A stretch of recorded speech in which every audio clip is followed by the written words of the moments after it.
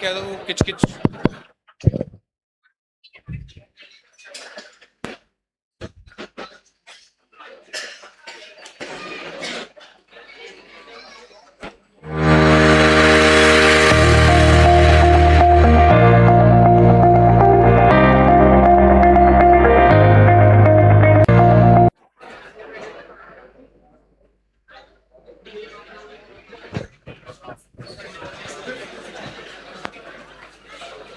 Everybody, everybody. Hello. Everyone, please listen. There is an announcement from him. Please listen. Okay. So please maintain proper decorum as our guest will be arriving shortly. I request all of you to prepare your questions in advance so that we can actually have a smooth conversation right now. Okay. And also please remember that the central aisle, this aisle, should be cleared out because the recording is going on. So be attentive with this. Okay. Use the alternative gates if you want to go to washroom, and if not, please try to avoid it firstly. If it's very emergency, then only go and use the alternative gates.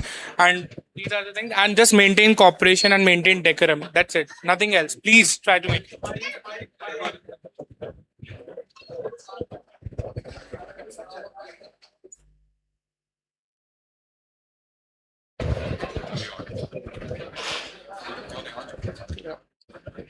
So in the process of preparing, guys, may I have your attention? So in the process of preparing to ask your question, you're actually missing to listen to others' question. Some of you probably. So morning panel, I'm sure you should have seen. Some of you have seen that. So as you prepare for your question, please also listen what others are asking, so that if the same question is there with you as well, do not ask the question. That's fine.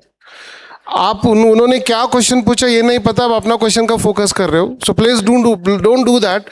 Listen to all the questions. whomever is asking whatever the question, please listen and then accordingly you make your question. That's all.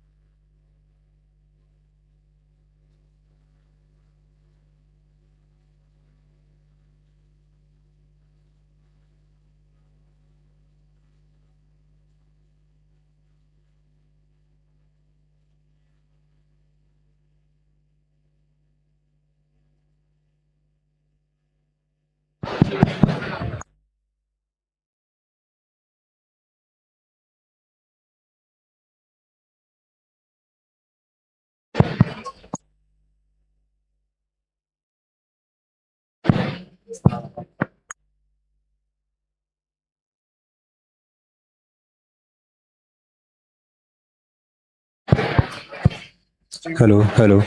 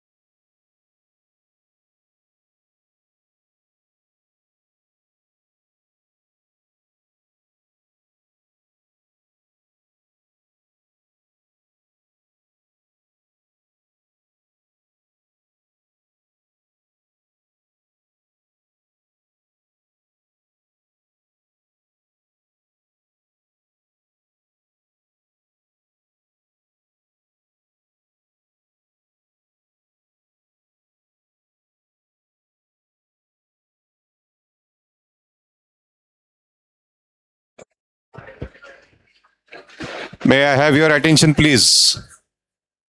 Please listen. Within the next 5 minutes, the session is about to start. I'm repeating the instructions once again. Please do not disturb once the session starts. Let it go smoothly. As well as please put your mobile phones on silent mode. They shouldn't be ringing at all when the session will be going on. First of all, don't even use the mobile phone, please. Pay attention to what will be going on in the session. And please don't leave once the session starts. Don't leave the auditorium. Am I clear? Thank you.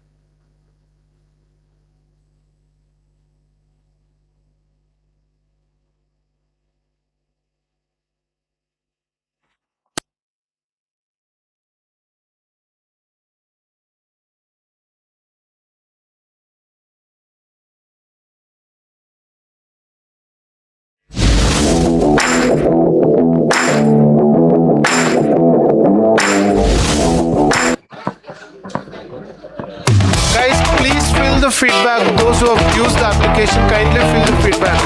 150 registrations happened, but only 40 up feedbacks have come. Kindly fill it.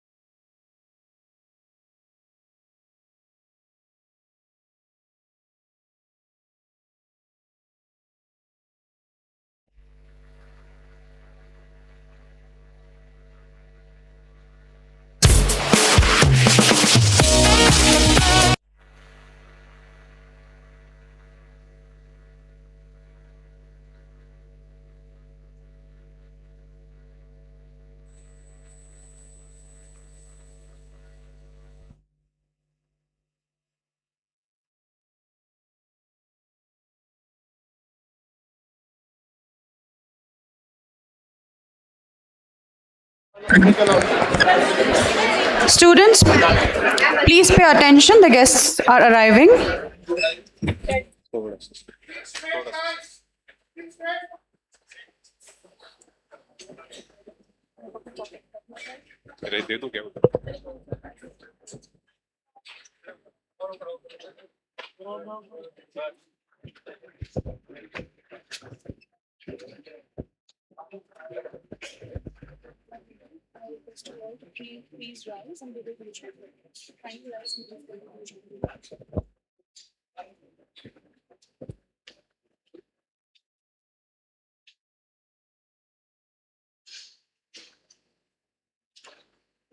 थोड़ा सा side में हो जाइए, मैं एकदम page पे हूँ।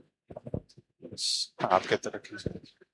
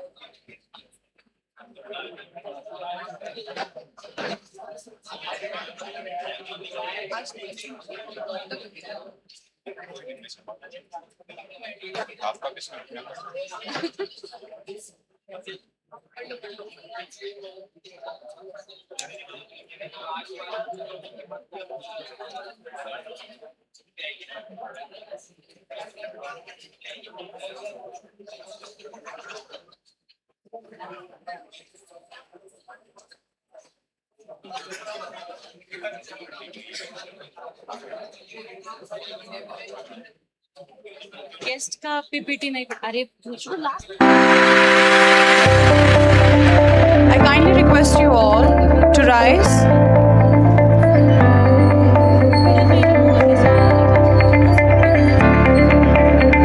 Please give a huge round of applause.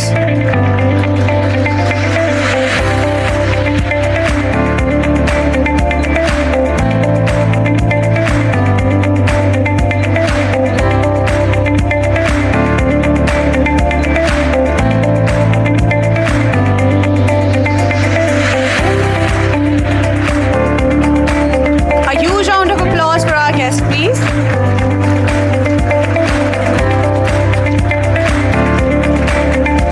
Kindly be seated.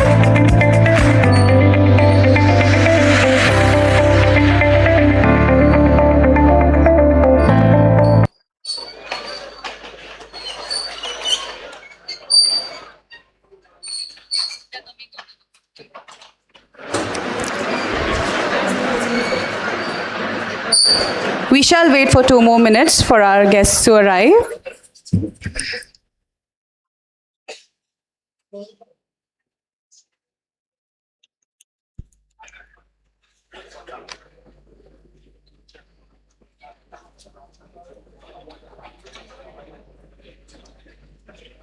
Cut करना जब कर सकते हैं गेस्ट के इंट्रोडक्शन के बाद वीडियो भी प्ले है उसके बाद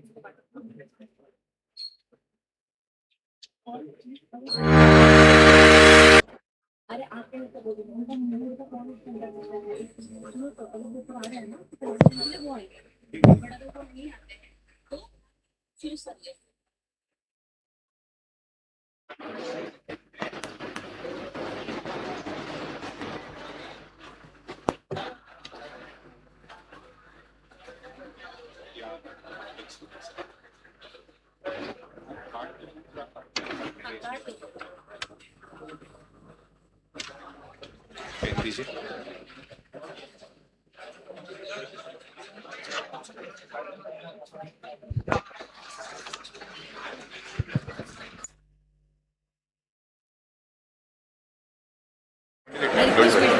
Yes.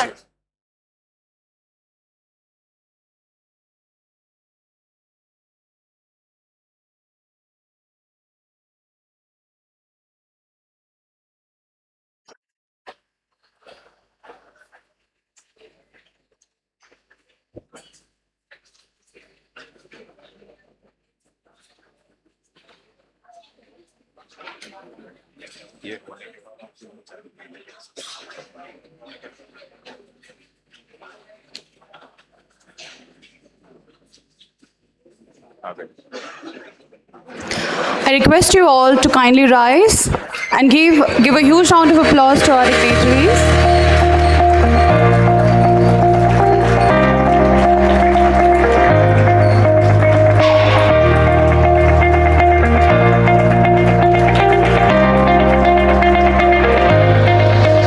More energy, more energy.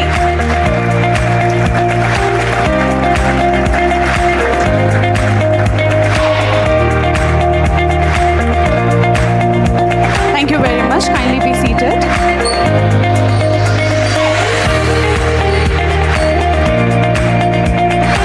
Good afternoon, ladies and gentlemen. I, Anupriya Prasad, And I, Mayuresh Chendurunikar, welcome you all to Leaders Conjunction Season 5, the HR Leadership Summit, proudly hosted by Pune Institute of Business Management. we are truly honored to be in the presence of our distinguished industry leaders, esteemed guests, respected faculty members, and the future leaders of the business, that is, the students of Pune Institute of Business Management. Today's summit is more than just a gathering of HR professionals. It is a confluence of ideas, experiences, and vision. Our organization navigates an era defined by artificial intelligence, rapid transformation, and evolving workforce expectations. One truth remains constant, and that is people continues to be the driving force behind every successful organization.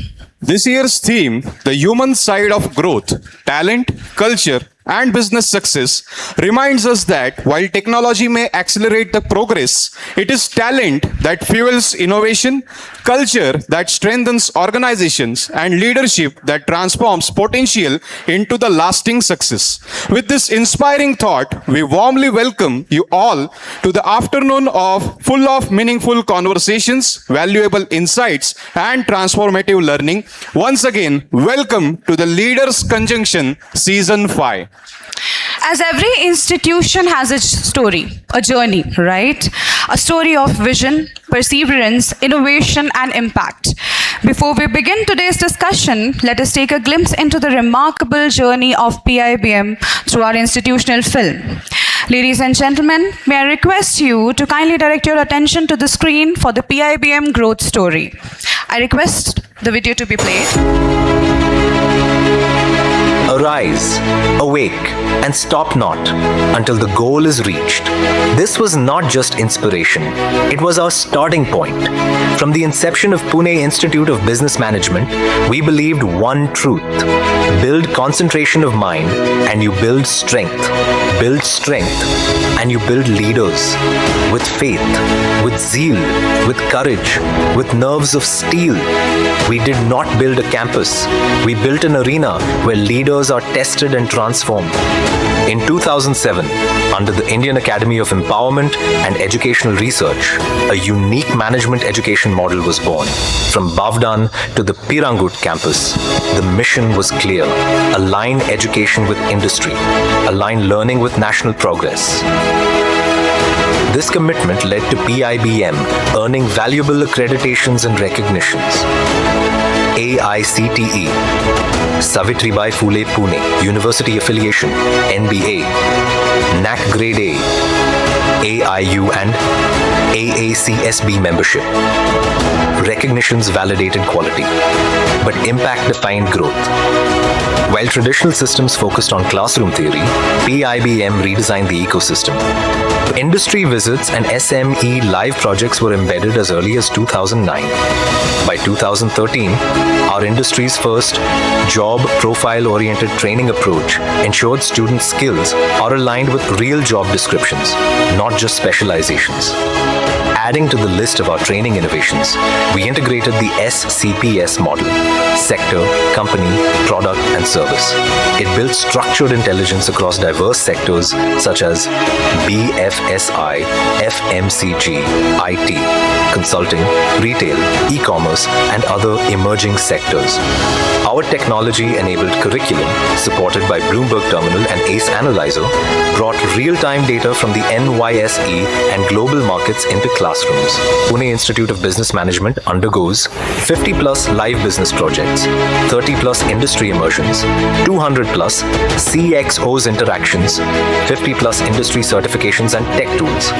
And then comes real responsibility. 2 internships where students work on live challenges, deliver measurable outcomes, and when it ends, they sit across the table from the company's leadership and walk them through what they found, what they'd fix, how, and why. Since 2011, corporate weekends have turned Saturdays into strategy rooms. To further enhance the corporate exposure, we brought industry leaders to campus through corporate events, workshops, panel discussions, and business conclaves. Pioneer Convergence, CEO Charisma, Leaders Conjunction, Digilytics, Microtom, and many more. More than 850 corporate leaders directly mentors our students. Today, 1,000 plus recruiters engage with PIBM talent. PIBM's growth crossed borders and expanded across the world. Through strategic collaborations with top 25 plus international universities across 13 countries, we integrated global business perspectives into our curriculum. From the USA, France, the United Kingdom, Germany, and the UAE to institutions across Asia and Africa, our partners include leading institutions such as Lawrence Technological University, California State University, Clark University in the USA Duquesne Business School, and Montpellier Business School in France, ISM Germany, Stirling Business School in Scotland, and Cardiff Metropolitan University in the UK, among others. Today, PIBM students earn international credentials through learning business alongside peers from around the world. International students from universities across Belgium, Switzerland, Singapore, Kenya, Sri Lanka, Ghana, Nepal, and beyond are welcomed at PIBM to study India's dynamic business ecosystem. In 2024, PIBM hosted the ISDSI Global Conference, a global platform advancing data sciences, innovation, and research-driven decision-making. The conference was graced by Honorable Chief Guest, Dr. Sukanta Majumdar, Union Education Minister, Government of India. The conference brought together distinguished academicians from leading global universities and CEOs and top business leaders from reputed organizations, creating a powerful dialogue between academia and industry. ISDSI Global Conference recorded the highest research paper submissions in the conference's entire history, marking a significant milestone for the global ISDSI community. Pune Institute of Business Management hosted something special. 25 diplomats, ambassadors, and senior delegates walking into one room from 15 countries across the globe: Brazil, Russia, China, South Africa, Nigeria, Bolivia, and 10 other partner countries. The theme: from education to employment, building future-ready youth in BRICS and partner countries, wasn't picked lightly, because right now, millions of bright minds are stepping out of classrooms and into a workforce that keeps moving forward. The distinguished delegates brought individual insights from their respective countries, talking about the necessity of bridging the gap between education and industry, about skills that textbooks haven't caught up to, about what it takes for the next generation of management graduates to genuinely compete and contribute. Just 15 nations at one table, sharing real perspectives and deciding that this generation deserves better than a system built for the last one. PIBM Pune made that conversation happen at the International Conference 2026. 2025 gave us a major breakthrough milestone in our growth story. Uddipan was launched in collaboration with AICTE, Maitri, Raman Byte, and other national partners, bringing together more than 1,000 MSMEs, investors, corporate leaders, entrepreneurs, and policymakers under one roof. The Uddipan app was officially launched in the distinguished presence of Professor T.G. Sitaram, Chairman, AICTE, Dr. Parag Kalkar, Pro Vice Chancellor, Savitribai Phule Pune University, Mr. Iqbal Singh Lalpura, Chairman, National Commission for Minorities, Government of India, and Mr. Jasmeet Singh, IRS, Additional Commissioner, GST Audit. The summit was graced by Honorable Shri Uday Samant, Cabinet Minister of Industries, Government of Maharashtra. But the Uddipan 2025 was not just an event. Through collaboration with AICTE, more than 12,000 AICTE approved colleges across India will be onboarded onto the Uddipan platform, connecting 1.4 crore students from the entire India to opportunities in skilling, growth, and employment. With Uddipan as the official license platform, our vision is clear: to enable more than 20,000 jobs in technology and management while strengthening the bridge between education, enterprise, and national growth. This was not just a summit. It was a national engine for the development of youth and employment, where ideas translated into action and opportunities scaled across India. December 2025, the Career Conclave, an initiative under Uddipan, followed. 2,500 professionals and job seekers from across Maharashtra, 300 plus companies across fintech, IT, real estate, manufacturing, and more actively recruited and made job offers. This was systemic, scalable, and national in intent. PIBM's 16th convocation ceremony marked one such moment, where years of dedication, discipline, and perseverance came together in a single defining chapter for our class of 2025. They arrived as aspiring individuals, carrying dreams yet to be shaped, and stood transformed, ready for the world ahead. The convocation was graced by the esteemed presence of Shri Sanjay Seth, Union Minister of State for Defence, Government of India, as the chief guest, and Shri Raj Bhushan Chaudhary, Union Minister of State, Ministry of Jal Shakti, Government of India, as the guest of honor who conferred the degrees upon the graduates. The outgoing batch was inspired by the motivating words of Dr. Raman Preet, Chairman and Founder, PIBM Group of Institutes, and other honorable guests, giving them the vision to achieve their dreams. This achievement belonged not only to the students, but also to their parents, whose unwavering support and belief made this journey possible. As they received their degrees, they carried with them not just knowledge, but dreams, determination, and the belief to create a meaningful future. A celebration of dreams, dedication, and shared success. PIBM is not just a campus. It is a mini India where students from different states, languages, and backgrounds live and work together for 2 years. Every regional festival and culture finds a stage. Glory, the flagship fest, is the most visible expression of that. Here, students support each other and learn to work with people who are nothing like them.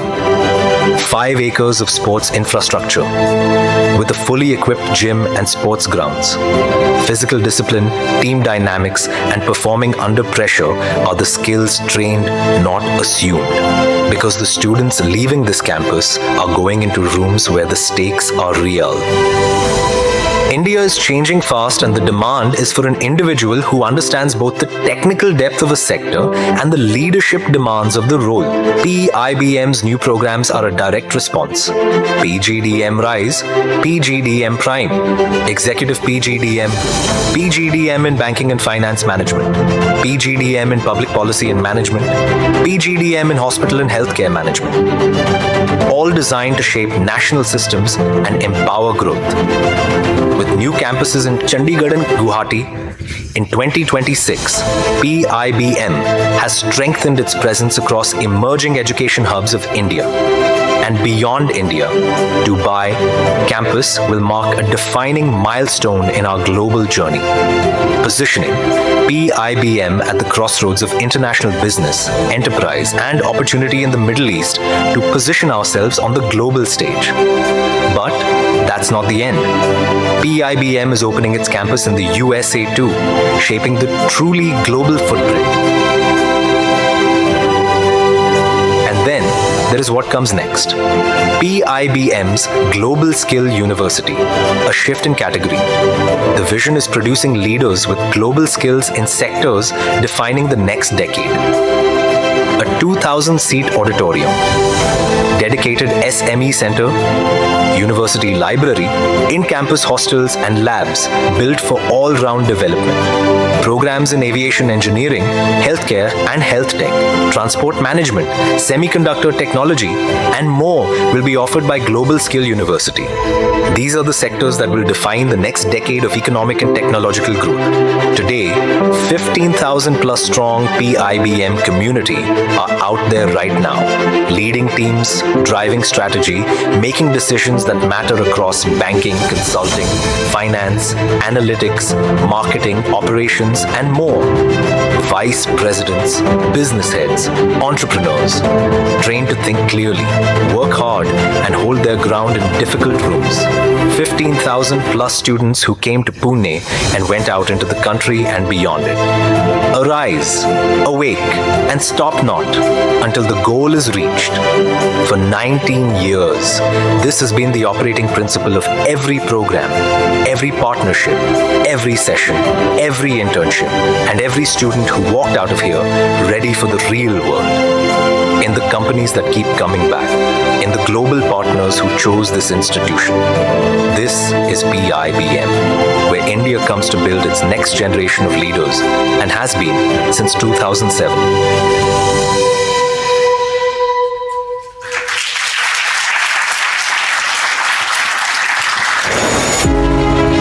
As a member of PIBM family, Arise, it is our privilege awake, to witness and stop contribute to a not platform where until the goal industry is leaders reached. This inspires was not tomorrow's just leaders. Every successful event begins with a warm and gracious welcome. And it is a delight to invite Dr. B. Naresh, Assistant Director Academics at Pune Institute of Business Management, to deliver the welcome speech. Over to you, sir.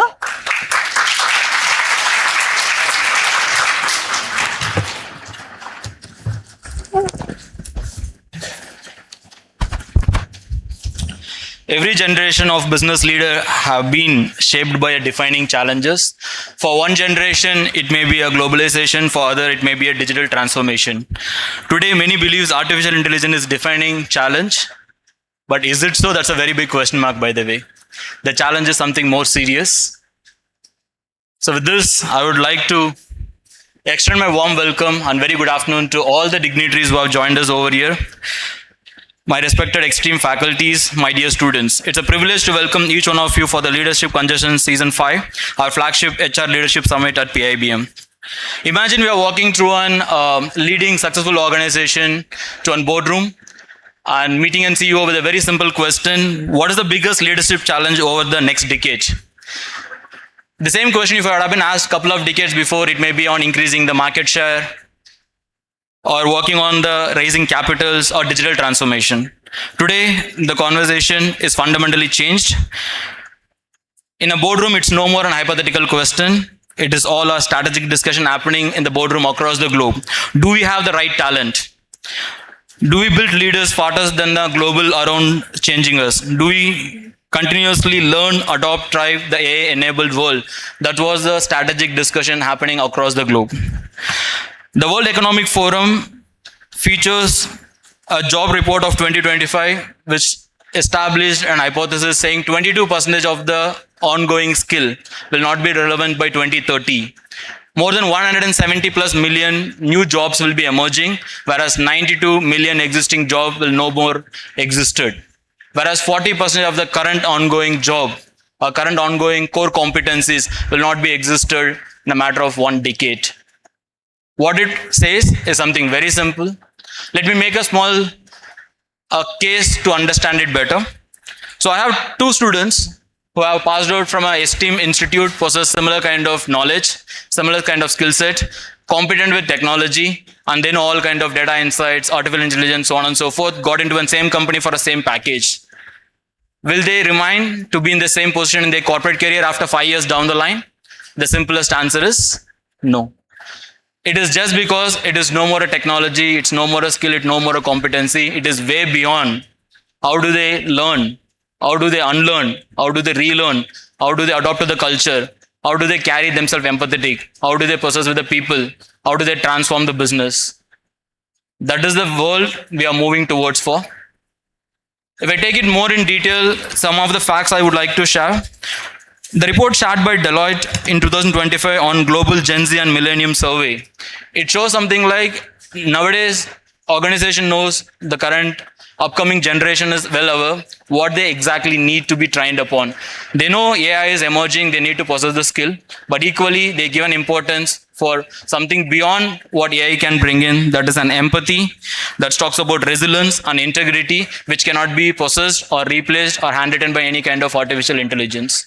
So this forum is a best platform where we prepare our entire generation for a career that may not even exist. We PIBM believe that management education must prepare students not merely to their first job, for their lifelong leadership that requires more than a classroom learning, more than an industry immersion, more of experiential learning, critical thinking. The end outcome is something very simple. Are they able to solve the real-time problems of current dynamic environment? That remains unchanged. Today's distinguished panel represents decades of leadership experience, diverse industries. Each of our speakers have successfully navigated uncertainties, transformed organizations, built high-performing teams, and developed future leaders. Their experience cannot be found in textbooks. Their wisdom cannot be generated by an artificial intelligence. It comes from making difficult decisions, accepting changes, learning from failures, and investigating and investing time in upcoming peoples. To the distinguished industry leaders, thanks for accepting our invitation, for taking time out of your demanding schedules to be with us today. Your presence reflects shared commitment, not only for your organizations, for building an upcoming community. Dear students, today is not anymore an event. So we do host monthly events on various topics in PIBM. But today I want to acknowledge this. This is not anymore an event, it's an opportunity. So each one of the discussion, it is not a just discussion in this session, because each conversation is an insight. Each piece of your advice can change the direction of your entire career. Let me conclude this with one small thought. The organization that will lead next decade will not necessarily by those with the most advanced technology. There will be by those who build most adaptable people. The leaders who will create the greatest impact will not simply possess the highest intelligence, they will possess the greatest curiosity. They will inspire continuous learning, they will lead with courage, and they will serve with humanity. The graduates who will shape the future will not those who knows the answers.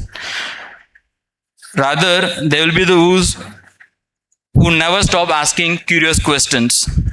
On behalf of entire PIBM family, it's a privilege and honor once again welcoming all the esteemed panel members, my dear esteemed faculty members and students for this wonderful session. May this day conversation sparks new ideas, meaningful collaboration, and shared commitment towards developing a next generation talents and leadership. Welcome to Leadership Conversation. Thanks, and wish you guys an inspiring session ahead. Thank you.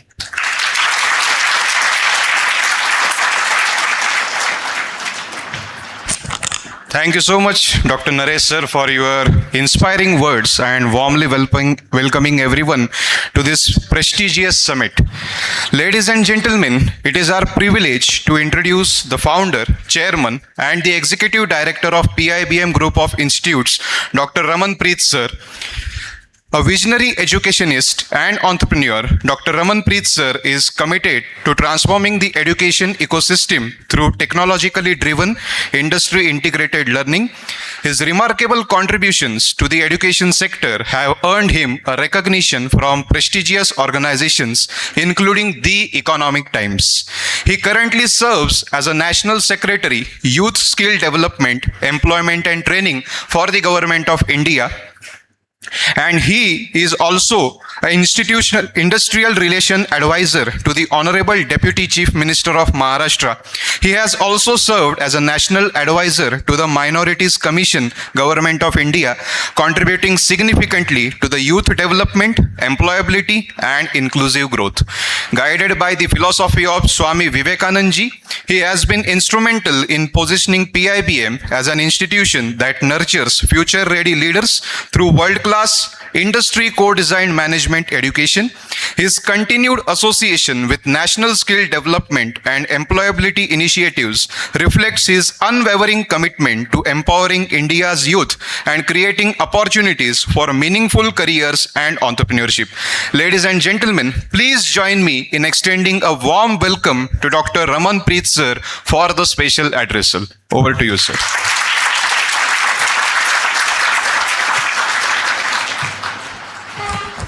Afternoon, all of you. Afternoon. Firstly, I would like to welcome all the heads and leaders from the different sectors and industry. They are here for us. They are here for you guys to come discuss about the topic which has been shown here. And I think after the lunch, all energy is intact. Yes? Yeah? Very good. So the topic in the morning, I missed out. I had some work, but then I just overheard the topic, and I just saw the topic about the next gen talent and a skill set. So what I feel is 100% what Naresh said is absolutely which is required. But if you go back like 20 years, 30 years back, so there was very less of PCs there. Computers there. Maximum time there were typewriters, and the computer was coming up, evolving. So the people who were there into has a purpose and have understood the entire gaps in those sectors, and they have evolved from typewriter to PCs, means personal computers. If you see how Microsoft come in, how Apple come in, and then the various companies across it. What's the difference in it? The difference in it, the mind who can visualize, number one, the mind who can visualize that what are the various gaps. Number second, the mind who can create a thought process. Okay, these are the gaps, and can we create these kind of product or services which will fulfill the gaps? Gaps of today, present, and gaps of coming future. So the most important skill set bolo, yeah, tell me the kind of nature you should have it is thinking, is a vision, and also the fresh thinking process. That means the God has given us a beautiful mind. Yes or no? To imagine. Yes? So the best tool is to use your mind. Nothing else. Best tool is to use your mind. Everybody knows it where we are right now. Everybody's aware about the GPTs and all of those tech tools amplifying various business systems. All of stuff, we are aware about it. Yes? What is awareness is grasping onto what is gonna happen next. That means a thought process, what is happening next. And then a courage and a fearless mind to what is happening right now, that you sustain it. And then second is add value what is not there. So build a product, build a service which is not there. So that means first trait should be what? That never have the fear of your own thought process. Am I clear? Yes? The first trait, learn it. Whether you want to do a job or whether you want to create your own company. Okay. What is there today, after 10 years, it might not be there. Yes or no? So the mind who will become excellent in that, who will understand, who will visualize, and everybody, the God has given equal mind to everybody. Everybody. You got it? It's just one thing that we put layer of fear in the mind because of whatever circumstances. Remove the layer and think what you can create.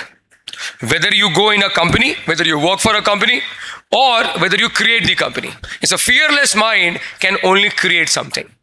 Otherwise, 97% of the human being is just following up. So you have to understand in which category you want to put in up. The first category is any thought comes to your mind of today's business world, today work, process, whatever it is. Second is what is going to happen in 5 years, 6 years, 7 years, 10 years.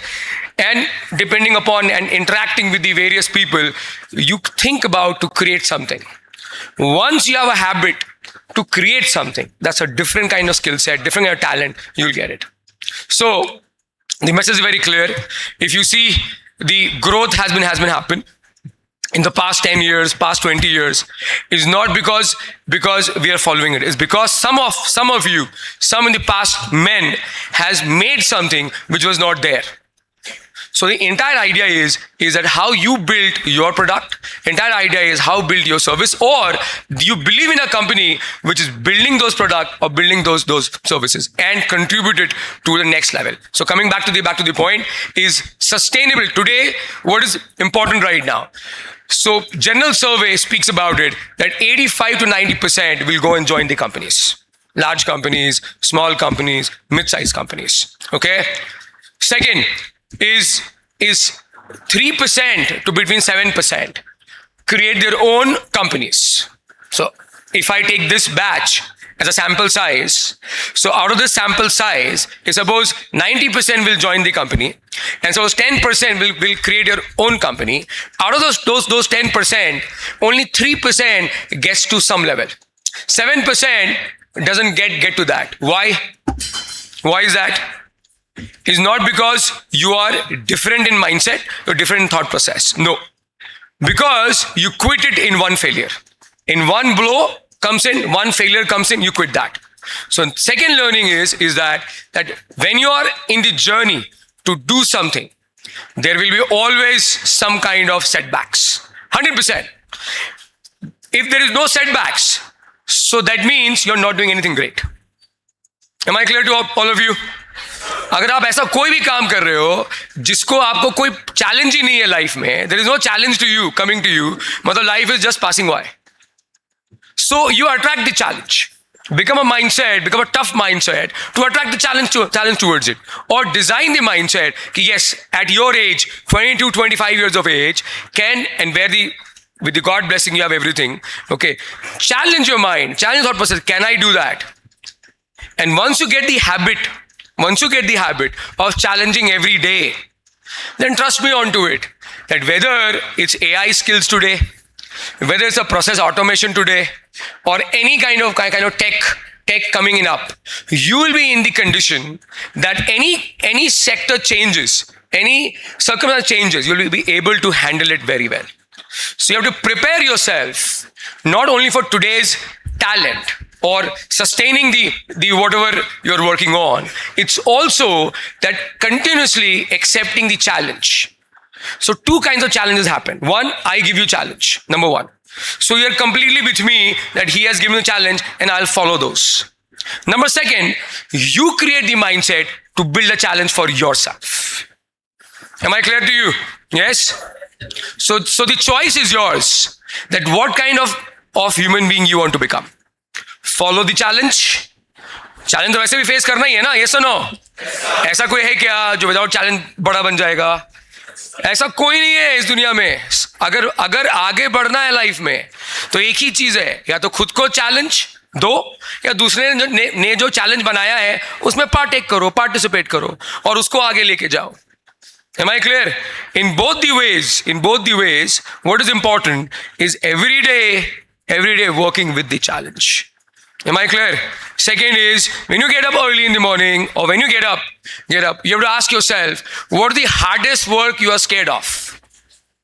If I also go and work, I ask myself, what is the hardest work today? सबसे पहला काम सुबह उठ के सबसे hardest work है, उससे start करने का life. Am I clear? If you don't start the life from hardest work, easy work तो कोई भी कर लेगा. तो फिर PIBM का नाम कैसे आएगा? If you are PIBM, it's only one thing, that hardest work I will start on. After doing hardest work every day, every hour, and then every week, एक समय ऐसा आएगा, एक 100% समय ऐसा आएगा, after 1 year, 2 years, 3 years, 5 years, your character will become so iron strong that any changes in the world, you will be able to handle it very well. Am I clear on that? Yes? So I know there are amazing stalwarts, amazing, functional heads. So what I can give you is that accept the challenge on whatever you want to become. Clear? Design your own challenge and proceed towards it. So it has been said, if the goal is very small, the purpose is very small, that means you're not living your life. Okay? At the age of 20 to between 30, you're having a bomb energy in you. Yes? Amazing energy.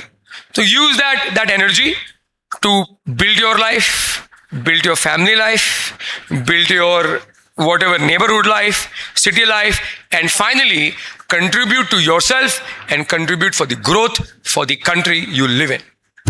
You got it? Yes? So I give you blessing that your goal should be as big as what you think.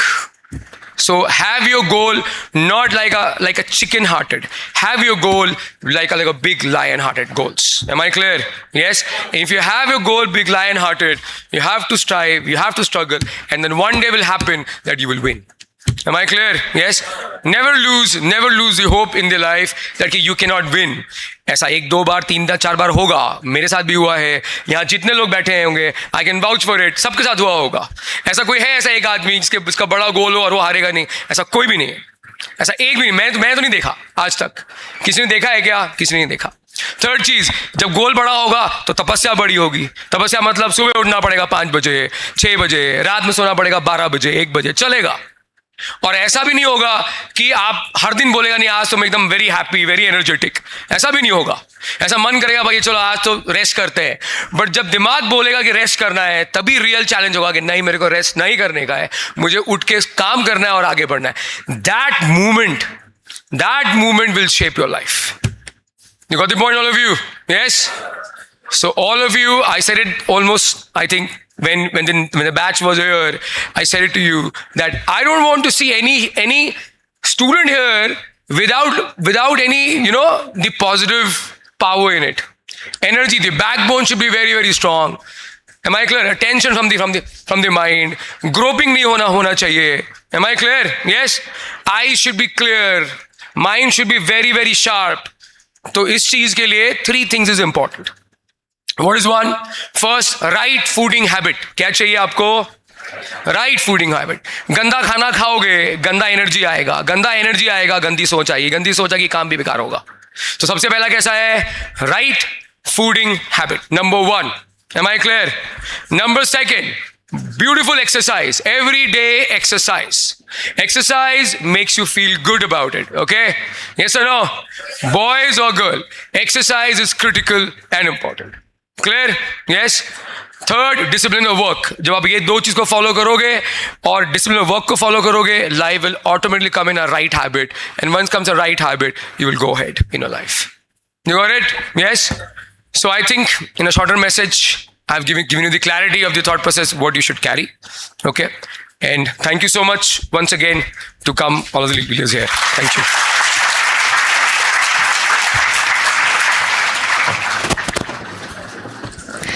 Thank you very much, sir. Your insights have truly inspired us and set the perfect foundation for the discussion ahead. The next hour promises to be an engaging exchange of ideas as our distinguished panelists explore what defines the next generation of talent, how organizations are preparing for future, how young professionals can evolve into tomorrow's business leaders. That's the exact question we are going to answer today. Ladies and gentlemen, an institution is enriched by the presence of distinguished leaders, and today we are privileged to welcome an extraordinary panel of human resources visionaries whose leadership continues to shape the future of talent, organizational culture, and business excellence across the globe. Behind every successful leader, there is a journey of vision, there is a journey of perseverance, as well as the excellence. And with this thought, it is our privilege to welcome Dr. Ranjit TP, Head of Talent Acquisition at Volvo Group India. With over 25 years of experience in talent acquisition, leadership development, and organizational behavior, he has been instrumental in shaping talent strategies across leading global organizations. A PhD in organizational behavior and an accomplished HR leader and researcher, we are delighted to have you with us, sir. Can we have a huge round of applause for sir, please?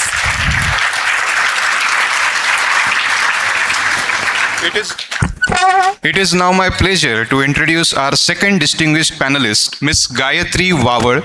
Ms. Wawar is the head of early careers at ThoughtWorks for India and the Middle East, bringing over 9 years of experience as well as the expertise in campus recruitment, university relations, and talent program management.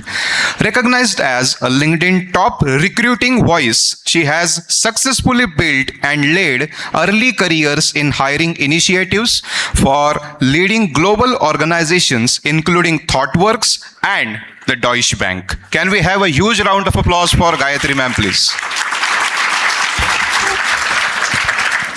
It is a delight to introduce our third esteemed panelist, Ms. Rashi Ramani. Ms. Ramani is the head of human resource at Care Health Insurance Limited, bringing over 19 years of rich experience in human resource management. A founding member of Care Health Insurance, she has played a pivotal role in shaping the organization's talent strategy, leadership development, organization culture, and employee engagement initiatives. Her expertise in talent acquisition and learning and development and strategic HR, of course, has given a huge and immense respect towards the leadership skills she had. Can we have a huge round of applause for her, please? It is now my pleasure to introduce our fourth esteemed panelist, Mr. Gaurav Kaushal. Mr. Kaushal, sir, is the head of human resources at ASA and an accomplished HR leader with over 22 years of experience in HR transformation, people analytics, strategic HR, and organizational development. Having held leadership roles at renowned organizations such as IBM, Boston Consulting Group, that is BCG, and Call Technology Services, he has been instrumental in driving HR innovation, building high-performing teams, and leading large-scale people transformation initiatives. Can we have a huge round of applause for Gaurav, sir? It is now my privilege to introduce our fifth distinguished panelist, Mr. Rajat Bhatia. Mr. Bhatia is the head People and Culture at Fair Portal, a senior human resource leader with over 28 years of experience in human resource management, organizational transformation, and people strategy. Throughout his distinguished career, he has successfully led large-scale cultural transformation, leadership development, and operational excellence initiatives across global organizations. Recognized for his people-first leadership approach, he has played a pivotal role in shaping high-performing workplace and driving sustainable business growth. Can we have a huge round of applause for him? As a mark of our deepest respect and appreciation, we shall now proceed with the felicitation of our esteemed panelist. May I request our founder, chairman, and executive director of PIBM Group of Institutes and advisor to the National Commission for Minorities, Ministry of Minority Affairs, Government of India, Dr. Raman Preet sir, to kindly come forward for the felicitation ceremony, sir. Okay, sir.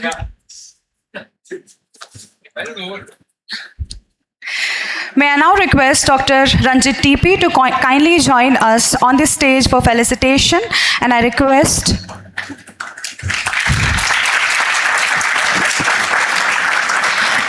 Raman sir to kindly felicitate him. Can we have a huge round of applause?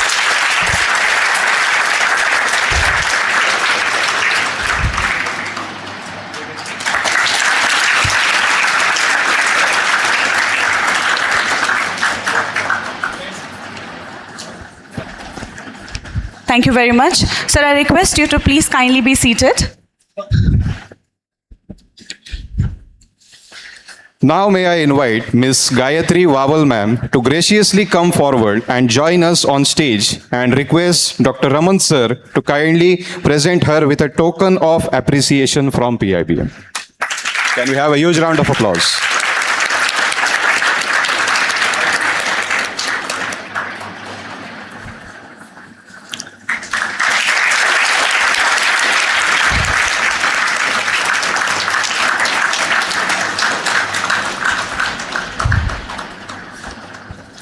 Thank you very much. May I call upon Ms. Rashi Ramani to kindly grace the stage for felicitation? And I request sir to do the honors, please.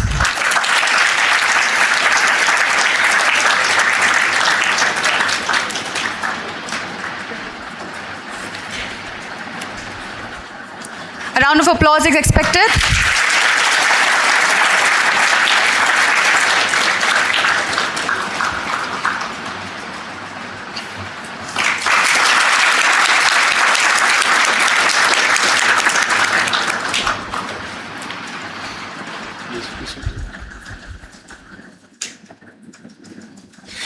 May I extend an invitation to Mr. Gaurav Kaushal sir to kindly join us on stage and request Dr. Raman sir to please felicitate him on behalf of the PIBM family.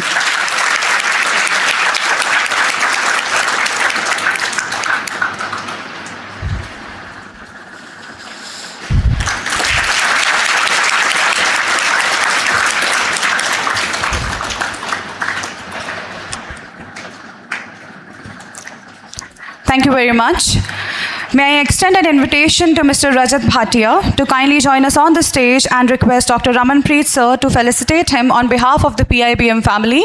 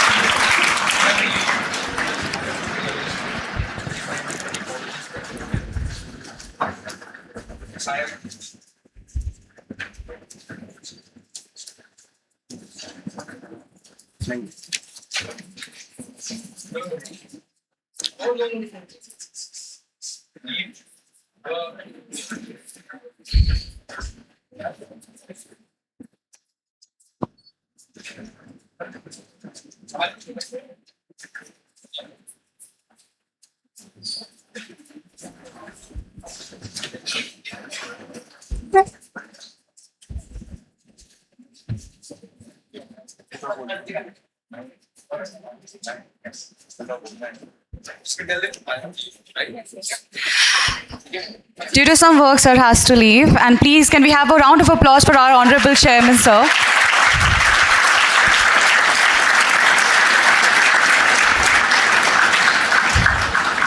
Thank you very much. Ladies and gentlemen, now as we move into the panel discussion 2, we continue this conversation by focusing on one of the most important stakeholders in every organization's future, the next generation of talent. Under the theme, the next generation of talent, opportunity, expectations, and leadership challenges, our esteemed panelists will explore how organizations can attract, develop, and empower young professionals while preparing them to become future business leaders. Every generation brings new ideas, new expectations, and new opportunities. As the workplace continues to evolve with artificial intelligence and digital transformations, organizations must rethink how they nurture future leaders.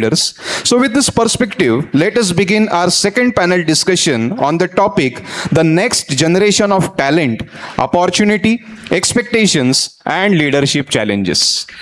But before we begin our panel discussion, it is again a delight to introduce the person who will be steering today's conversation, our moderator, Dinya Patel. Dinya Patel has been a journalist for over 25 years and has worked with a number of reputed dailies both in India and abroad. He became the country's youngest columnist at The Statesman at the age of 21. Qualified in India and UK as a journalist, he has covered a wide expanse of news from business to current affairs and crime. He has served as a resident editor, Response Pune at the Times of India and currently holds the position of associate feature editor and national editor, Times Property, where he leads national content strategy and drives innovative revenue initiatives. His association with PIBM started 14 years ago when he joined a corporate trainer. He has been involved in a number of initiatives at PIBM, including setting up of Media Lab and single-handedly training the first batch of global students that left for the USA. Today, he is heading PIBM's communication department and IELTS training program while mentoring faculties and students with the communication skills and new age teaching methodologies. Ladies and gentlemen, please give a huge round of applause for our moderator, Mr. Dinyar Patel, sir.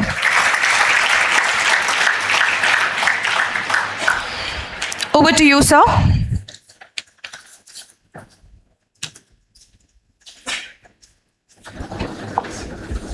Good afternoon, young students, esteemed panelists, distinguished directors, and our young student fraternity. A very warm welcome today. The topic of discussion is something that has influenced all of us to think out of the box. The next generation of talent, opportunity, expectations, and leadership challenges. Takes me back once again to Davos, where I was very much a part of different platforms and forums. And as I was discussing with our esteemed guests some time ago, we always believe that things can be done at a certain speed. But when we look at a certain dimension and see a change, we believe that speed can always be speeded up. We had a kind of a discussion with an individual who came from a pizza delivery service. He was competing with a brand called Domino's, which we all know here, where deliveries are done in 30 minutes. He brought a drone and said, I deliver pizzas to Manhattan in 3.5 minutes.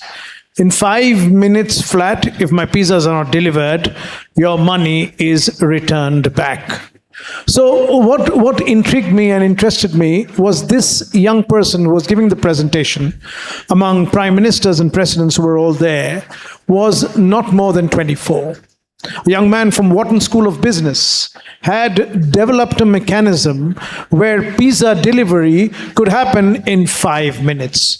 And that too in peak traffic in Manhattan, where usually it takes more than 40 minutes plus to reach at a minimum distance of between 2 to 3 kilometers. He can reach 9-kilometer distances in 4.5 minutes flat.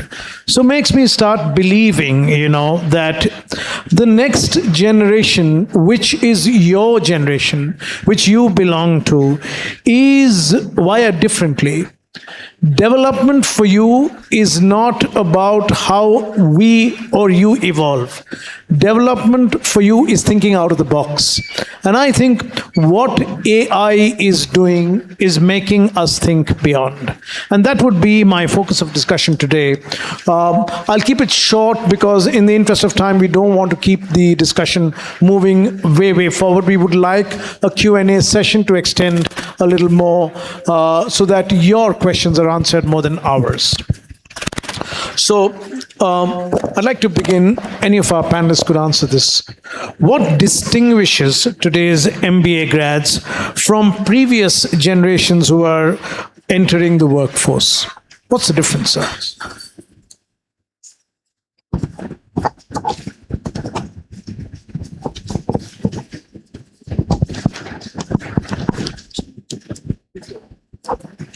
Okay, hi. Good afternoon, everyone. Am I audible till the end?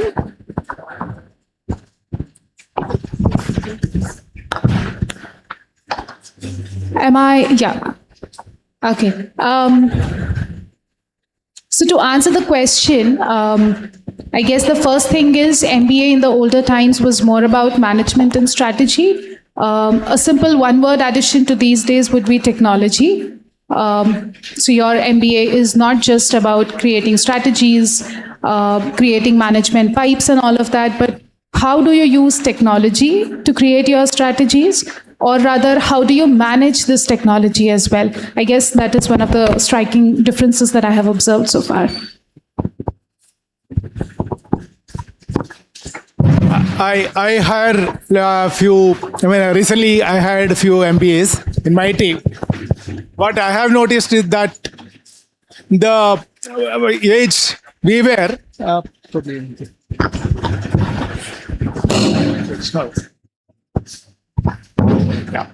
I have recently hired a few MBAs in my team and also in my organization. Something which I have noticed, not only this batch, even previous batches recently, and I was teaching some of the students in one of the MBA colleges as well. So something which I have noticed is that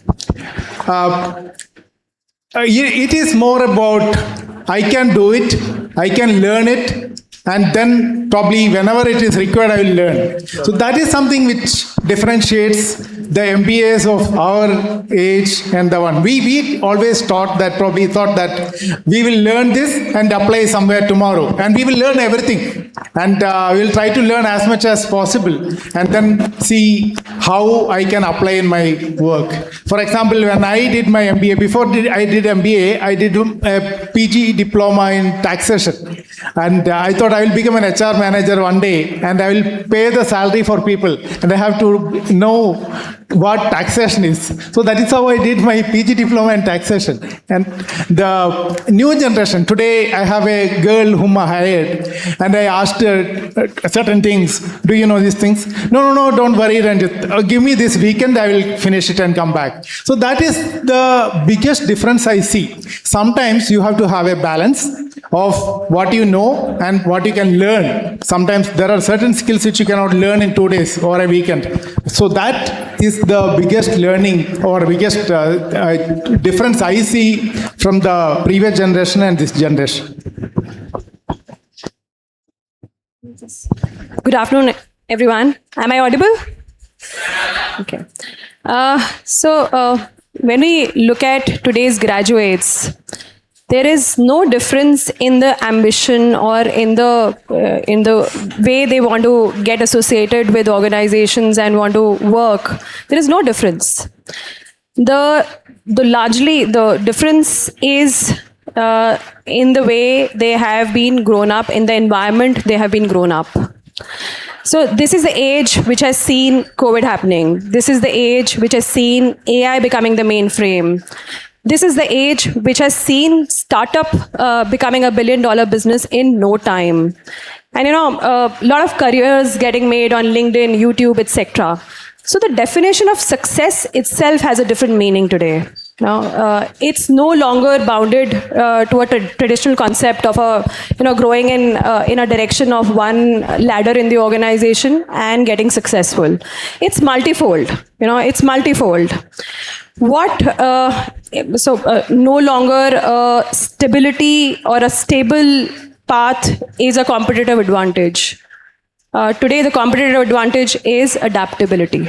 Okay, so when I interact with the newcomers in our organization, we hire through different campuses, and when we interact with those folks, there are three distinguished things that come in our mind, and when we can see it as a clear thing. One is the speed at which today the information is available. I think they also expect us to be very clear, transparent, and with the same speed create those kind of functions in the organization where they're able to pick up larger jobs at in no time. Secondly, I think during our time, I remember the questions that used to come in our mind was about what is going to be my title, what is going to be my designation, what is going to be my salary, etc. But today, the purpose has become more important than the position. Today's questions are around how will my role impact the organization? How will I have the access to the leadership in no time? So these are some of the questions that today's generation is asking. And last but not the least, I think continuity of learning is very, very important. So, with so much things that are available online, I think if one continues to invest themselves in the learning, in learning new things, they are always there'll be always upkeep in the world. Yeah.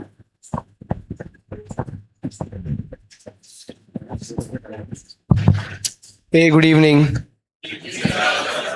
Okay, you can call me Gaurav. But to start with, I just want to know, how's the Josh?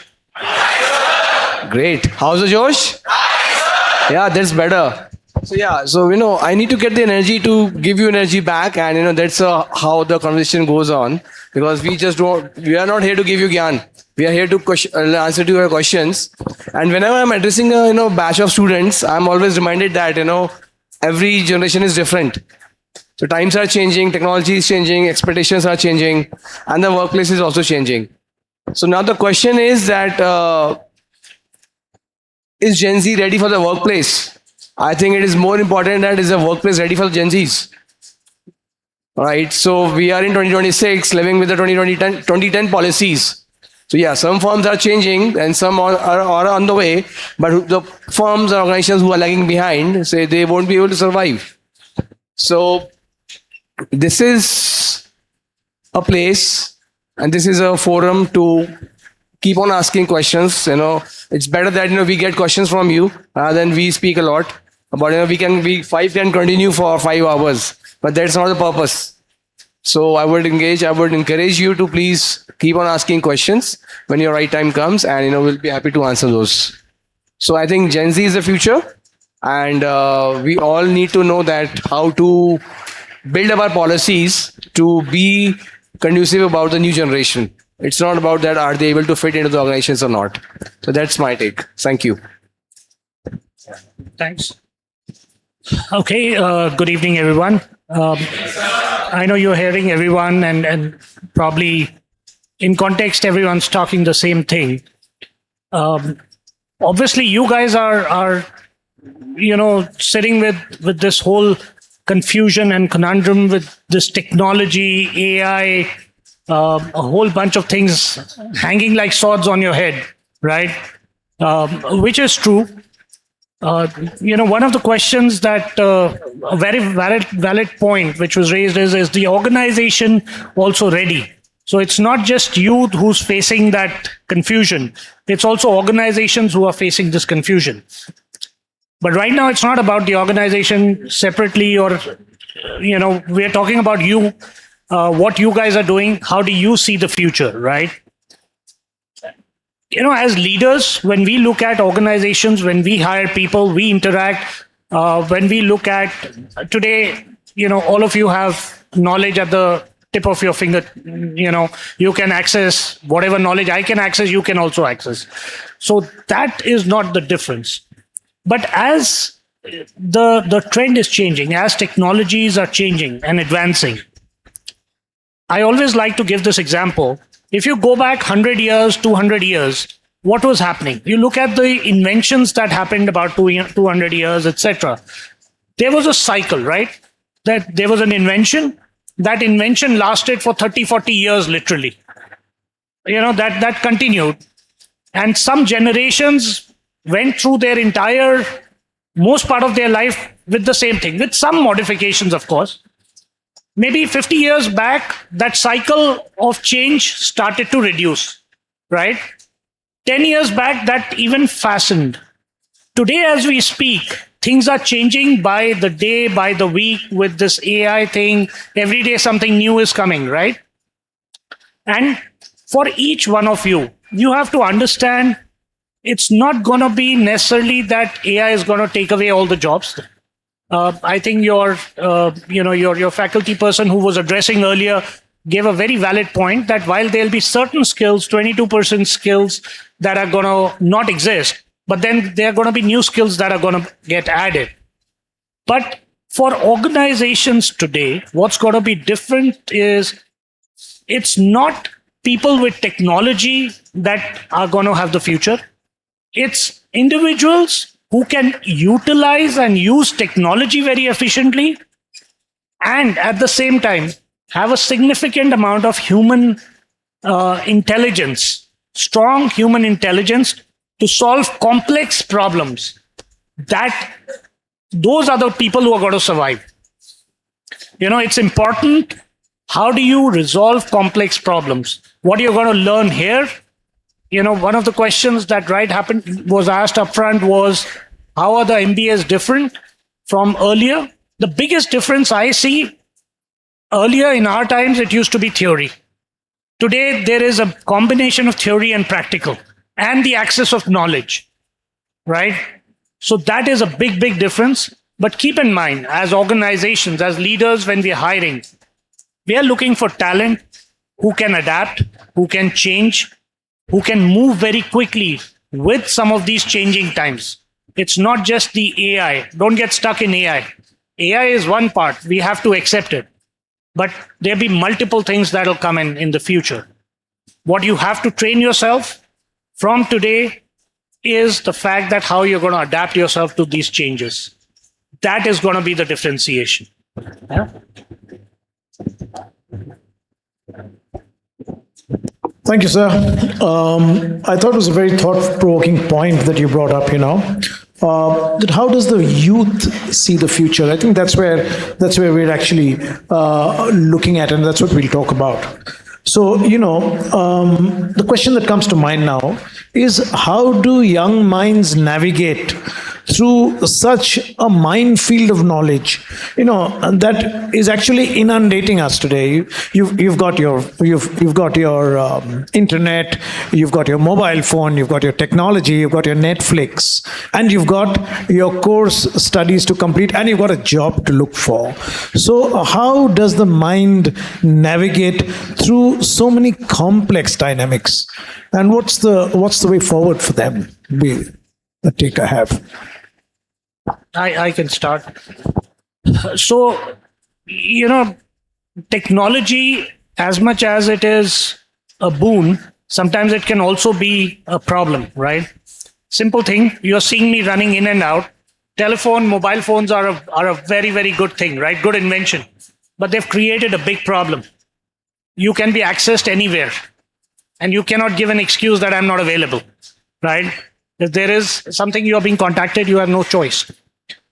So today, this access and excess of knowledge is a big problem, because while it is helpful, it causes a lot of confusion. And I see a lot of people, a lot of employees, even in the companies, a lot of students who get confused with this excess of knowledge. The ability to sift through this knowledge is very, very critical. So the muscle power you have to really kind of build on is, how do you sift through knowledge? How do you differentiate what is relevant, what is not so relevant, and how do you take action on the relevant part? Because otherwise, what's going to happen is you are only going to sit down and keep contemplating on the knowledge, because there's going to be so much of overload of knowledge. So somewhere you'll also have to pick that up and move forward. And that is a critical differentiation that you'll have to build, right? Yeah. I think human intelligence is always over and above artificial intelligence. So my take would be that, whenever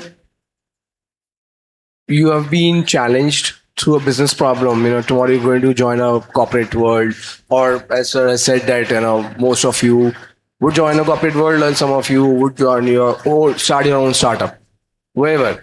So whenever you face a problem or a challenge, the information is available on ChatGPT or Gemini or all over the internet. The knowledge that you will have, everybody else would have. So how would you stand apart? So use human intelligence, try to connect with the business acumen, and try to understand what the real problem is and what the business is trying to solve. The task at hand, what are we going to do and why are we going to do? Rather than how, focus on why. So if you focus on why or 5 whys, it will, give you clarity. And then you can make use of little knowledge, not all the knowledge which is available on the internet, but yeah, use of human intelligence over that and then apply on that one.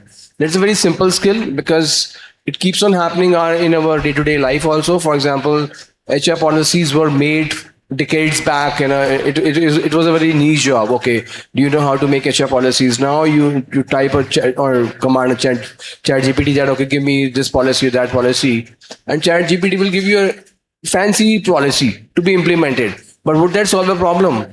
If you don't know, like, why are you drafting a policy? The information is there.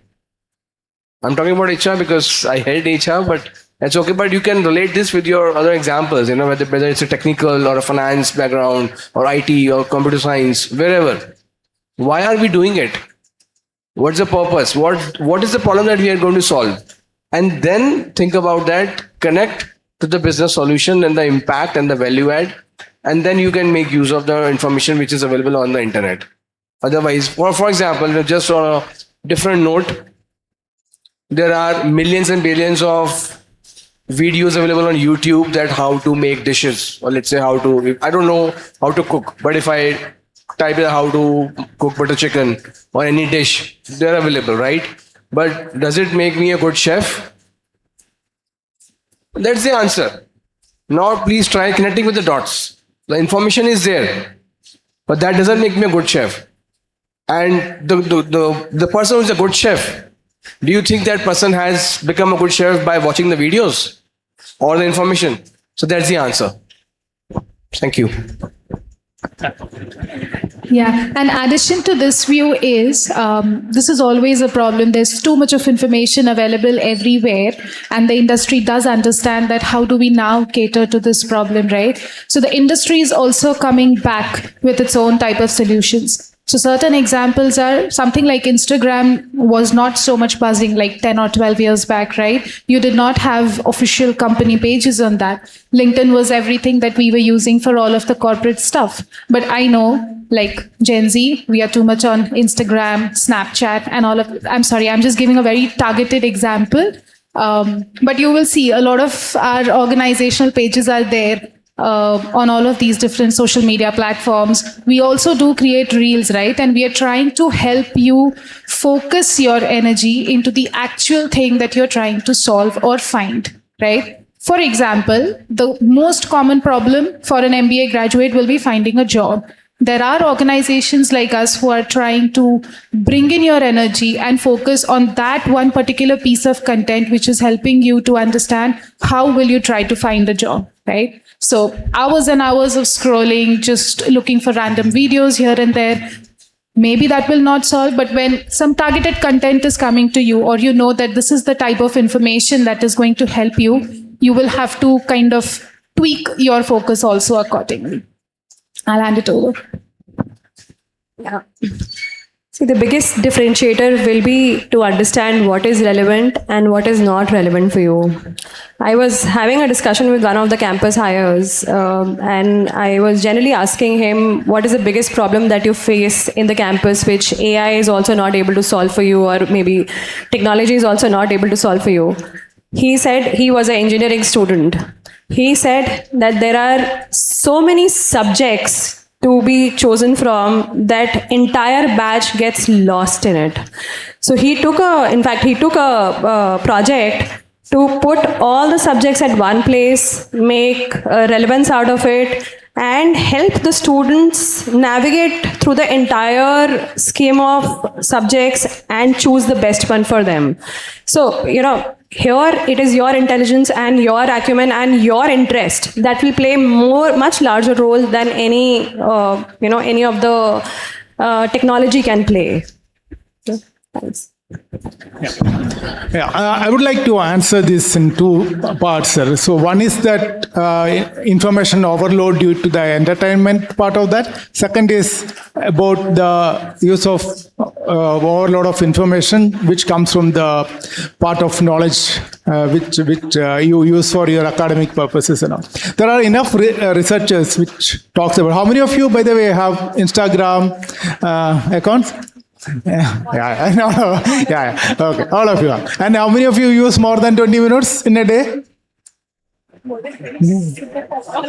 of them. Yeah. So, but there is a very strong research which suggests, especially among the kids in the US, I will not blame you. I will use the example of US, where they say that the people who use, especially the girls who use Instagram more than 20 minutes, have 30% more chance of being depressed because it's a and high level of suicidal tendencies. It has grown up by 16% compared to the previous play. So I want to warn you, because we have not reached that stage yet. That is my belief about our young generation.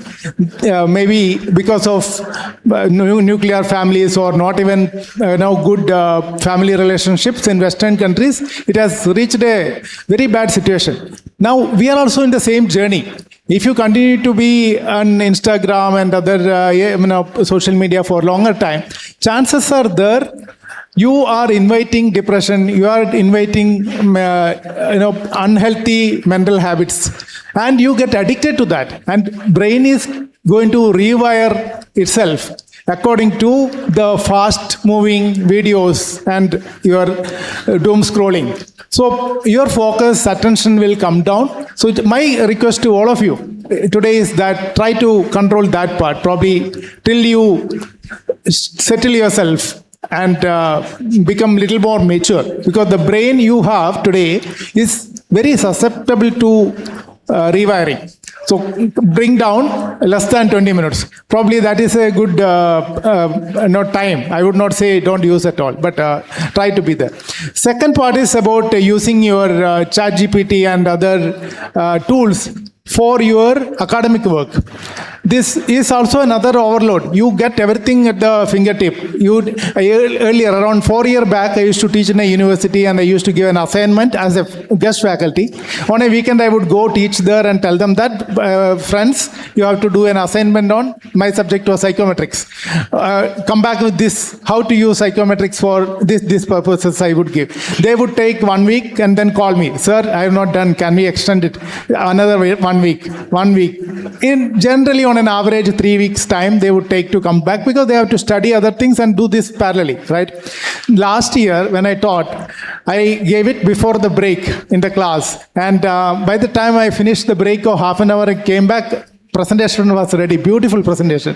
So I stopped teaching them now, because I spent 1 day to teach them 3 hours, and then they take half an hour to complete the work which would have taken 3 weeks. So that is the kind of, but in that process, I would not say that don't use the ChatGPT, Gemini, Claude, whatever you use. We also use, but your contribution, the people should see that there is a contribution from your side.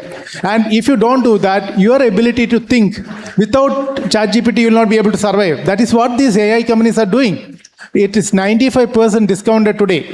And tomorrow, there will be a stage where we cannot think. We cannot even think about writing a mail tomorrow without a ChatGPT. So please don't use this for initial work. Do your work, complete the work, and then ask ChatGPT or something, whatever you use, to refine it probably. And then you again edit it. Otherwise, it will give you unwanted or uncensored or not authentic kind of information. So you go down in your reputation. So do this way, do your work, then probably use any tool what you want to, and then again refine it. That could be one way of handling it. Thank you, sir. Very well put. That we need to regulate our time on social media, especially on sites that we are going so often, and mostly I think the generation that you're in spend roughly between 2 to 2.5 hours on social media platforms every day. So I think that needs to be regulated, and that's going to be something that you will have to do on your own. Coming to the next question that's more apt to our world, which is, are organizations prepared for the changing expectations of emerging talent? Are we ready for that? Answer is that some of us yes, some of us are on the journey, and some of them are, us are not as an organization. So at least I can take the example of some of the organizations I'm familiar, at least the place where I work. So last Friday, that is yesterday, before leaving to Pune, I have given a full presentation on the roadmap for automating using Gen AI and agentic AI. So that is where we are. We are prepared, we are getting ready, and a lot of things are getting, by the time you pass out and come, probably everything will be ready. But how are we using these tools? Currently, the maturity level may not be as much as we want. Probably level 1, level 2, that is where we would be. But it will mature in a fast pace. Very few years, some 3-4 years. Now the question is that are the organization ready for those changes in terms of the securities, in terms of people management, handling those repercussions of AI? Probably we are yet to reach that stage. We are in that cusp of transition right now.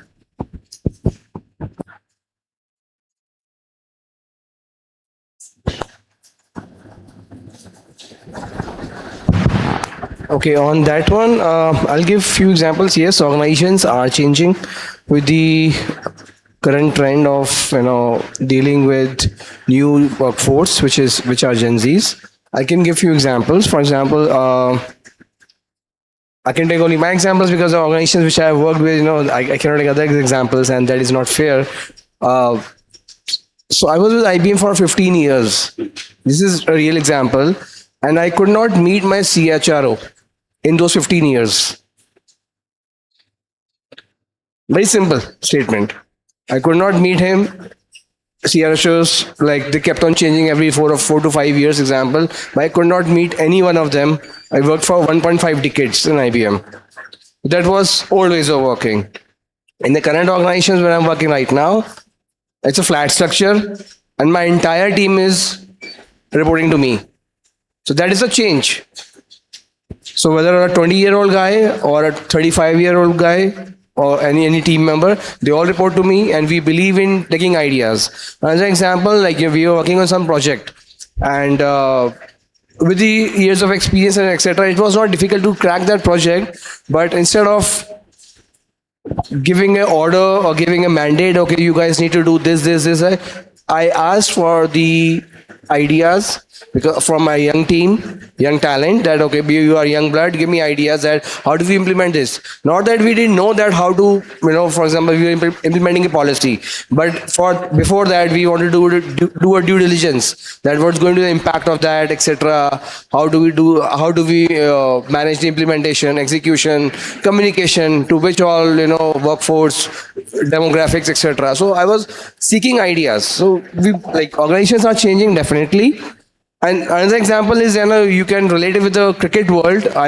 Being in India, I know cricket is our second religion. That hadn't been the Saurav Ganguly's, likes of Saurav Ganguly or Sachin Tendulkar had been playing, there would have been no Virat Kohli or Rohit Sharma. Now they've also gone. Now there are new cricketers, Surya Kumar Yadav, now other one. So I think every industry, they should change. They are changing, and if they don't change, they will lose out. So if Indian cricket team who won the World Cup in 2021 or it's not like 2021, so if they kept on changing, if they don't change the team, so how would you make sure that they're going to? You have to be in the race to get the new blood, new talent, and that's where your future are. So I think you gotta remain positive. Just focus on your purpose, mission, and ikigai, and you'll be there. Because organizations are really, in my organization, for example, the last one, 42% are interns and management trainees. So this is a real example. The numbers are accurate. Why 42% are interns and management trainees? Why we are, inducing fresh talent and young blood? Because we believe in that, we get more ideas. More like out of the box thinking, because you guys are, my son is studying his 12th. Next year is going to be enrolled into a UG program. So I also ask him, okay, beta, I need a new app. How do I do this, etc. So you feel organizations are reaching out to you. You got to be there. And believe me, don't depend on AI. Again, going back to the AI part, because nowadays folks are using AI, simple chat GPT to prepare resumes based on the job descriptions. And when we take the interviews, people don't know anything.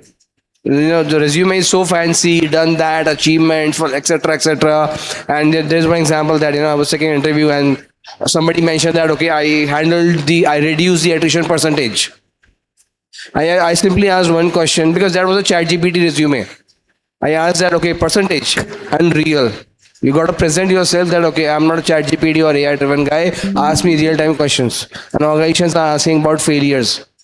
Because if you come to an interview to me, I cannot ask you that, okay, what have you done? Because this is your first job. You have not done anything. I'll ask about your failures. Okay, when did you face the failure? How did you overcome it? What was your strategy? So we will check your mindset, adaptability, critical thinking, risk-taking capability.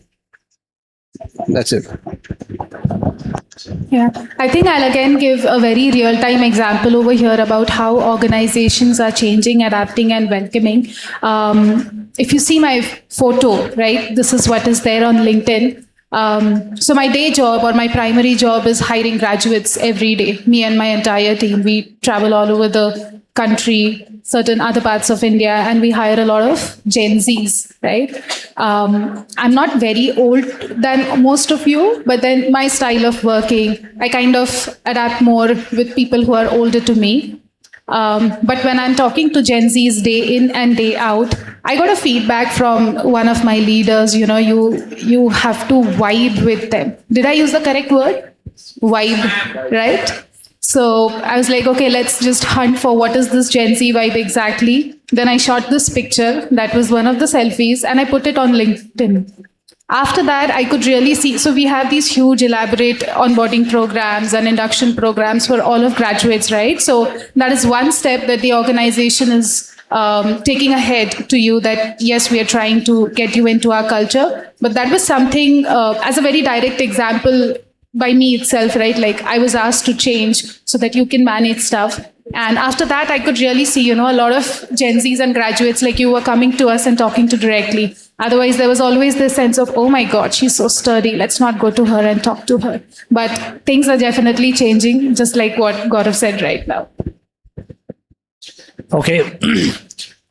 Let me ask you, how many of you use AI tools? Any kind of AI tool? Almost all of you. I'm assuming in the panel, all of you use some tool or the other, right? This panel also uses. So our generation is using it. You guys are anyways using it. So there is no way that the organization can not change. You cannot remain the same, when everyone is using it. And you can't run away from it. Absolutely, you cannot run away. That is the future. And when I say future, that is already here. So there is no escaping that.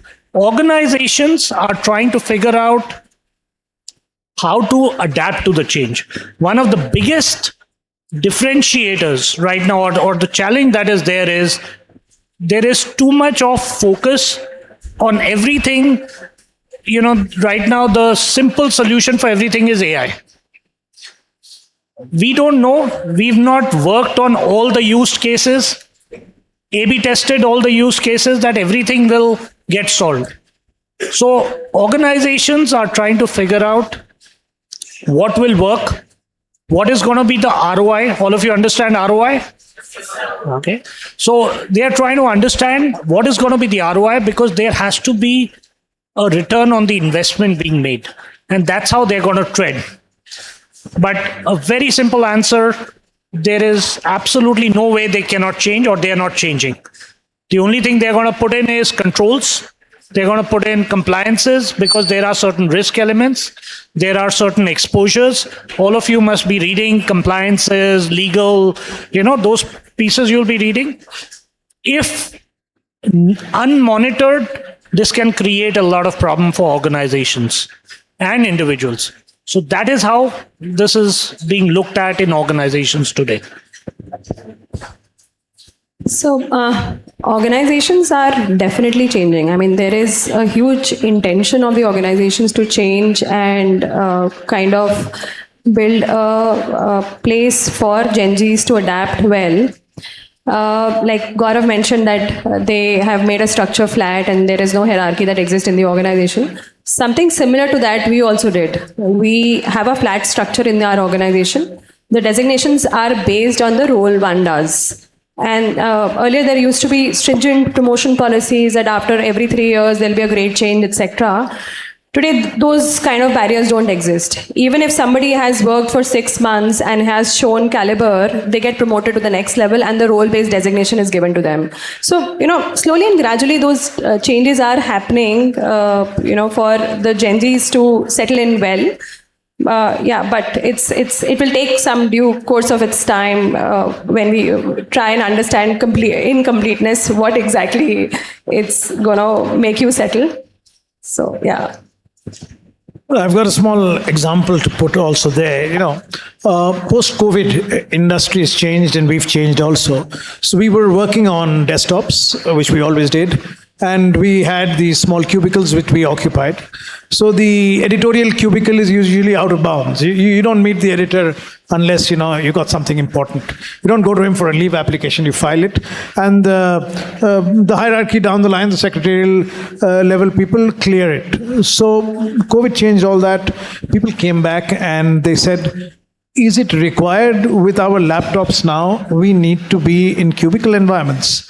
So two things happened. I think one is that this hierarchy of one being in a closed door and not meeting people changed overnight. So now we sit together with the team. The other good thing happened is that nobody has a fixed place. So if I may be the editor, but if I'm out for a meeting, somebody else comes and sits on the chair. So I think this has helped also break the glass ceiling, where the individual, as one of our panelists just said, is accessible to his team. So the hierarchy breaking down brings a more inclusive work culture, and I think that's what's happening increasingly as we are seeing across industries, I'm sure. Something else that kind of, in the interest of time, I think we'll have another, just one more question, and then we'll throw the floor open if that's all right with our panelists. Great. So, what leadership traits will matter most, or what business traits will matter most in the next decade? So something that's not going to go out of fashion in the next decade, which our students would possibly like to also know. Adaptability to change. I've been saying this again and again. I'm not trying to paint a dark future here, but nothing is going to be stable for you guys. Please understand.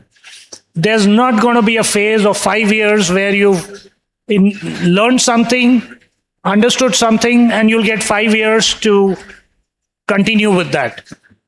The way now technology is changing, everything is going to change, right? So you have to understand, as leaders, as you grow into the organization, your ability to change, your adaptability to change is going to be extremely, extremely important. Okay? And the other piece, which is going to be very, very critical, is continuously learning and unlearning.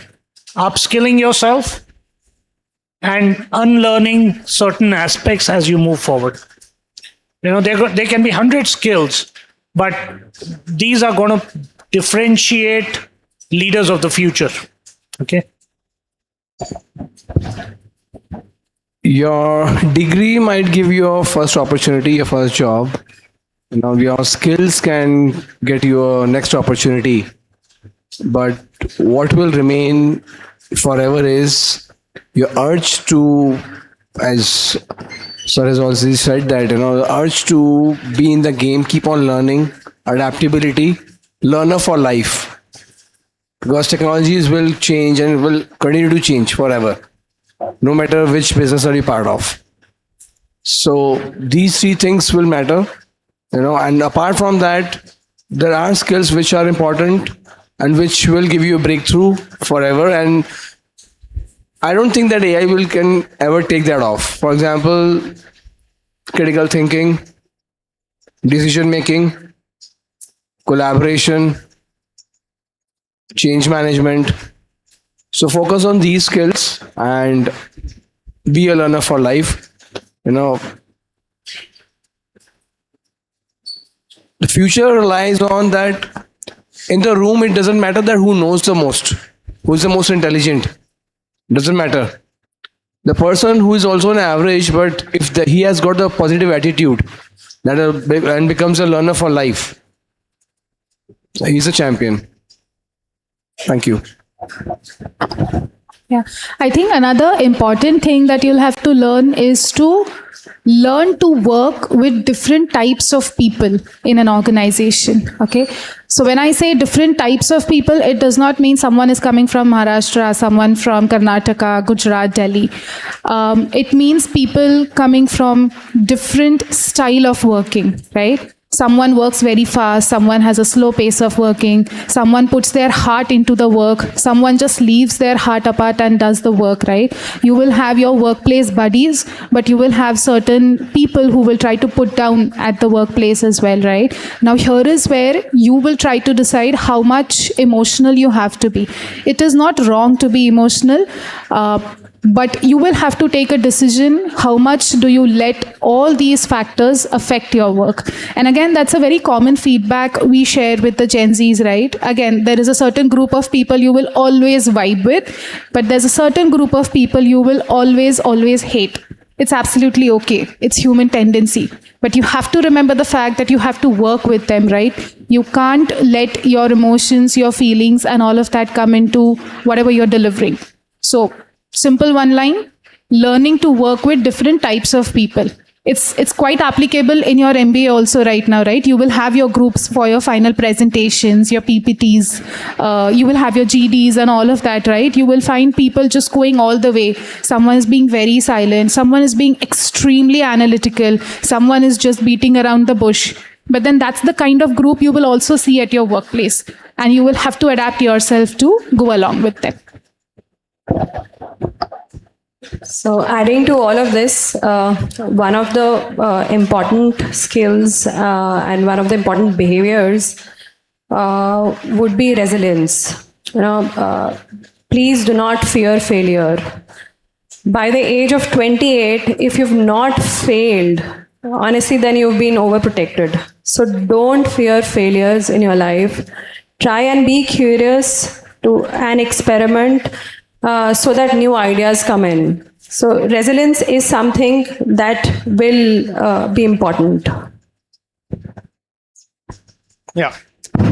Since all of you are MBA students, I have a formula for the leadership, which is universal normally. And adding to all my friends have spoken here, one is called integrity. That is something which is universal at any point of time. You need to be very clear on what is your purpose, what are you talking about. There is a resonance. That is one part. Second is as a leader, you need to be decisive. Once you are determined, go after that. Whatever is your goal, you need to be very clear that you are going to achieve that. That is something which. Third is competence. All your AI, whatever you learn, that leader should be very competent to lead the team. Without that, it is difficult. And fourth one is called vision. That is what I can see. Mr. Ramanpreet was seeing a dream, right? There's a vision for your college. If you can recognize the person between a leader and not a leader, is that vision is driving you, the dream is driving you. And then the next part is competitiveness. Many times people say that we need to be very collaborative. That cannot be the leader's trait always. It cannot be scratching each other's back and saying that, okay, we are very collaborative team and we have a family, right? The competitiveness is something which says you are playing to win. Whatever you are committed, convinced, you play to win. It is not by pulling down somebody, but you play to win. And the next one is called humility. As a leader, you need to be humble enough to accept your failures, humble enough to accept others' views and accommodate and work. These are some of the things which I think even whether AI or whatever comes, it will stay there. Thank you so much, sir.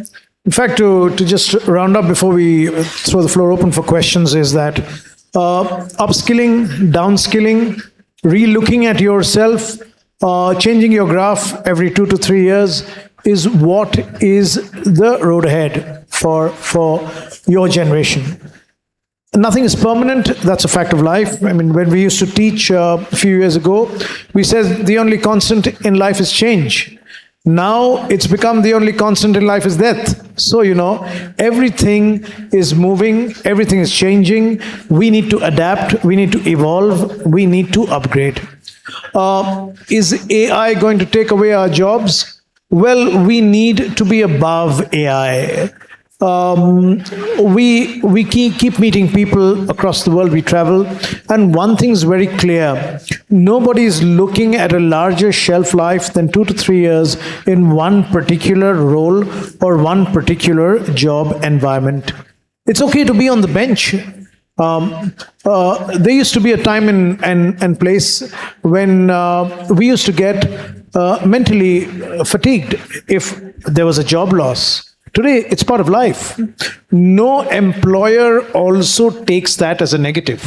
Maybe 10 years ago they did. Oh, you've been put on the bench, so you're not competent enough. Today, that's fine.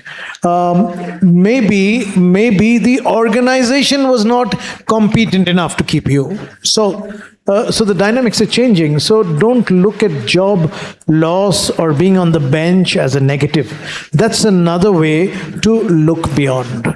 On that note, I'd like to thank the panelists, and I'd like to keep the floor open for questions. We got a good 15 minutes. So the mic can be passed to our students, and each one can ask a question to either collectively to all the panelists or to us individually. Hello, good afternoon, ma'am. My name is Sanchita Bansal. My question is for Gayatri, ma'am. So, ma'am, ThoughtWork is known for its engineering culture. So, how do you identify candidates with learning agility and problem solving rather than just the technical knowledge?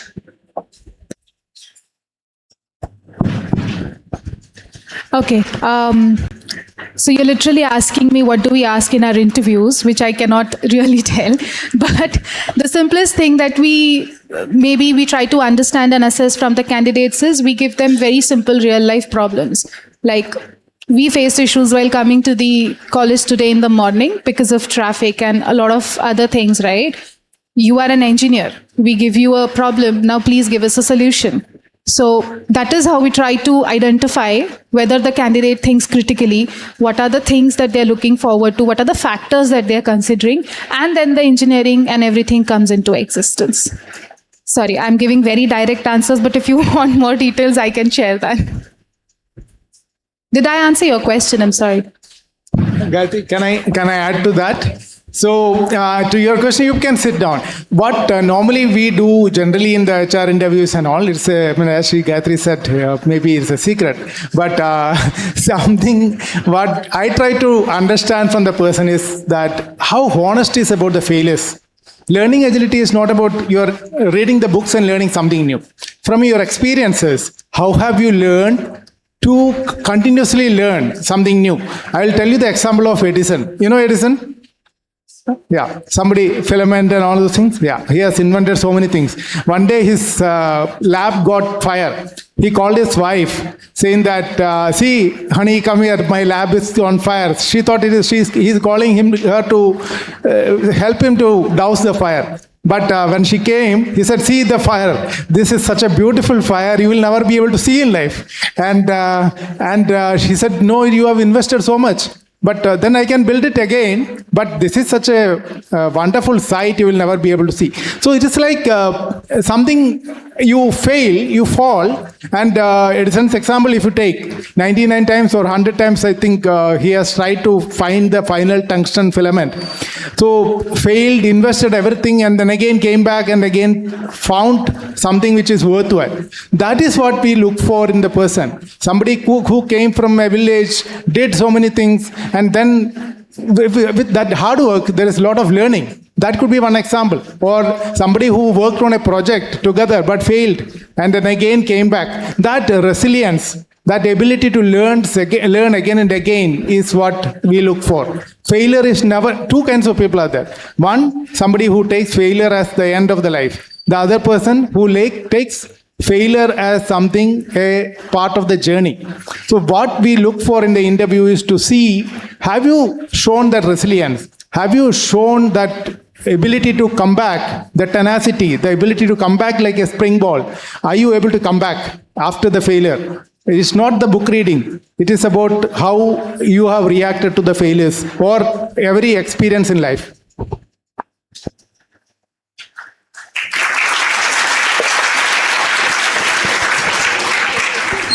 Good afternoon, sir. Good afternoon, ma'am.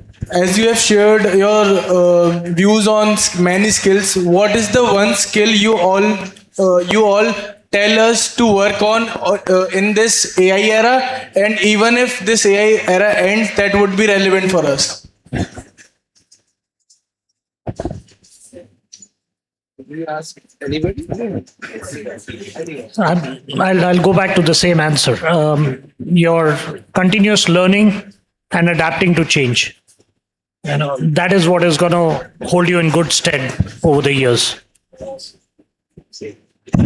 Okay, I can add to that. Maybe there are no one skill which you can learn in this era. Okay, the generation what you are in today is supposed to learn very quickly and learn something very fast. Earlier we used to say that generation is 20 years, one generation came, or before that 100 years, one generation came. It is not about the human beings have changed. It's not that we are not a new species. We have certain basic qualities, but our environment has changed. For that, of course, what I just said is very right. You need to learn fast. But at the same time, there are certain things which will make you successful. That is something, your ability to plan for the future. Set a goal for yourself and work very hard for that. Second is your ability to learn, as he said, what I have explained to you. Come back, learn something new, and then go on. Third ability is to work with the people. How can you work collaboratively? Not saying yes to everything and then listening to your boss. That is not the collaborative work. It's not telling somebody to against or everything, no to everything. Not that, but there is a middle path. How can you work with the people? Whenever you have to say no, how can you say that with a nice smile? And with the data, how can you do that? That is the third part. And fourth part is about your ability to take leadership positions. That is not like hierarchy. It is about your ability to come back with ideas, come back with innovations, come back with take initiatives. And the fifth part, which I would suggest all of you should think about, is your ability to be emotionally strong. That is something very, very important for the next generation, which is defined by social media, where if you have got everything at the instant blink it, right? That is what we call it. So that is how we have got it as this generation. But the world is not going to be so kind and nice. It is going to change. It will test your patience. It will hit you back. So how can you be emotionally strong? And that is something which you need to learn. So I have told you 5, right? I will ask this question again to you. Okay? So remember this. It will help you. Good evening, sir and ma'am. A very warm welcome to PIBM. I am Kritika Jain and currently I am pursuing my first year of PGDM. So my question is to Gaurav Kaushal sir, is that after 22 plus years of experience in HR, the one thing you identify or you notice is which predicts that long-term career success is more than intelligence or communication or technical skills, what would it be and why? I'm sorry, you have to repeat your last line, please. So my question is that if the technical skills or communication skills and intelligence should be more than long-term career success, so what would it be? Okay, thank you. I would say that to answer this question, I can give my example because you have said that 22 years of experience, although that is not correct. It's 25 plus now. So don't follow success. Just focus on your passion and live in the moment. Yes, it is right to plan your future, that where do you want to be. But if you follow success, it will not happen. Try to solve the problem at hand. Where are we right now? Okay, if I'm at a job, whether it's an executive or an AM or a DM or a manager or an MT also or an intern, why I'm here, why I'm being hired, what value I'm giving to my employer, what ROI, impact, etc. Just keep on doing that along with following your passion. That's it. Success will automatically follow. Communication skills, everything, that's, success is a throughput. It's a byproduct. It will happen. If you follow the mantra and your journey, it's a byproduct. It will happen. Sooner or later, it will happen. So I can add on to more to that. I did not become HR head because I wanted to. I started my career with BPOs. I'm a BTech in IT. I joined BPOs because when I passed out, there was a slum in IT industry, and I didn't want to join the IT industry as a 5,000 rupees job. I said, "Oh, I've studied a lot, so why would I do just a meager 5,000 job?" So I joined BPOs. I was paid good. I was paid enough, etc. And then I moved within the departments. At that point of time, I was clueless. I didn't know which target I'm following, but I just kept on learning. And okay, this and that, etc. Moving into departments through internal job postings, etc. Within 2 to 3 years, I realized that what I'm good at. I'm good at numbers. I'm good at people management. And then I got a break in HR as a entry-level job. At that point of time, I decided to do my PGDM. So I did my PGDM from my CFAI in HR. And then from there, the journey started. So this is the answer. It's like, don't follow success. It's a byproduct. Thank you, sir. Does it answer? Yes, yes, sir. Thank you. Hello, everyone. A very good evening, sir. Hello. A very good evening to all the panelists and panelists. Hello, good evening, sir. Hello, everyone. A very warm welcome to all of the panelists from my side. I am Sachin. Comes from BSc backgrounds, have a 878 profile. I have spent last 5 years in the capital market, including 1 year in broking and broking advisory. Okay, so right now I am doing PGDM in PIBM. My question is, for operational roles in PMS, AIF or AMC, how much does real industry experience matter compared to the IIM or ISB degree?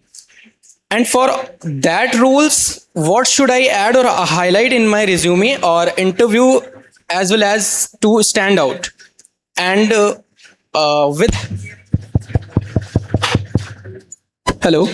with AI advancing so fast, should I be worried about the AI replacement in this particular space? My question is to Mr. Gaurav, sir.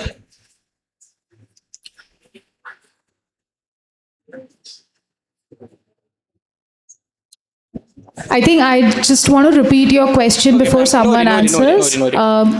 We understood that you've learned something in finance and investments, yes. and you are interested in roles in admin, PMS, such sort. So you want to understand how much academics will help in securing those roles. If not, what else should you focus on, right? I just want to understand how much does real industry experience matter compared to the IIM and IBS degree?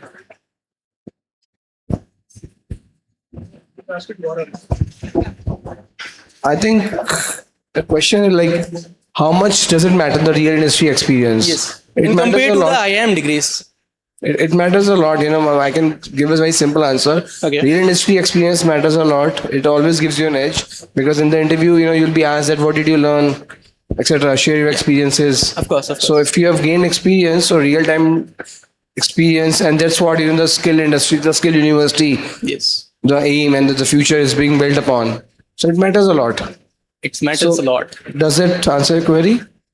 Yes, sir. I got it. If your question is that will you be treated equivalent to an IIT or IIM person, Yes, how to reach there, right? That is what you're Kind asking. of that. If I have an experience and if someone has an IIM degree, then Yeah, okay. So generally a person in IIM, when they join, they would have learned some part what you also learned, right? So the differentiator is like the opportunities they get, being the kind of companies visit there and the kind of exposure they get there and the kind of opportunity they see. That difference will always be there.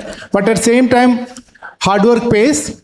You have heard the story of rabbit and tortoise? Yes, sir. Right? So the consistent performance will always matter. By learning all these things, you have already shown that you are the person who has the ability to learn and consistently be there. So that you please continue. At some point of time, you will beat the rabbit. Thank you, sir. Thank you so much. See, Last two questions, please. The gentleman in front will take your question, and one more person. Who is the other person? Okay, 1, 2. No. 1, 2, and the last gentleman on that. Can you please all three come this side so that we don't have more questions? Yeah, 1, 2, and the gentleman here. Yeah. Please sit together so that we don't have more questions coming in. Yeah. Lovely. Thank you.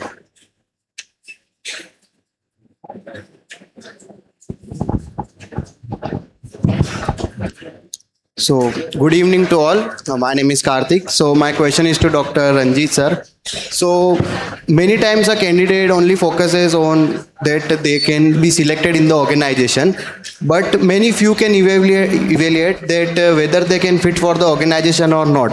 So, sir, from your perspective, how can a young professional should identify that they can be fit, or how can they identify their organization culture before joining any offer? My favorite thing, I'll take one day to complete this answer.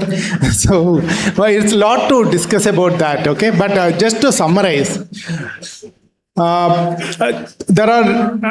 there is you who, you know what is your personality, what you want, what is your purpose, what is your dream, correct? So, that is one part.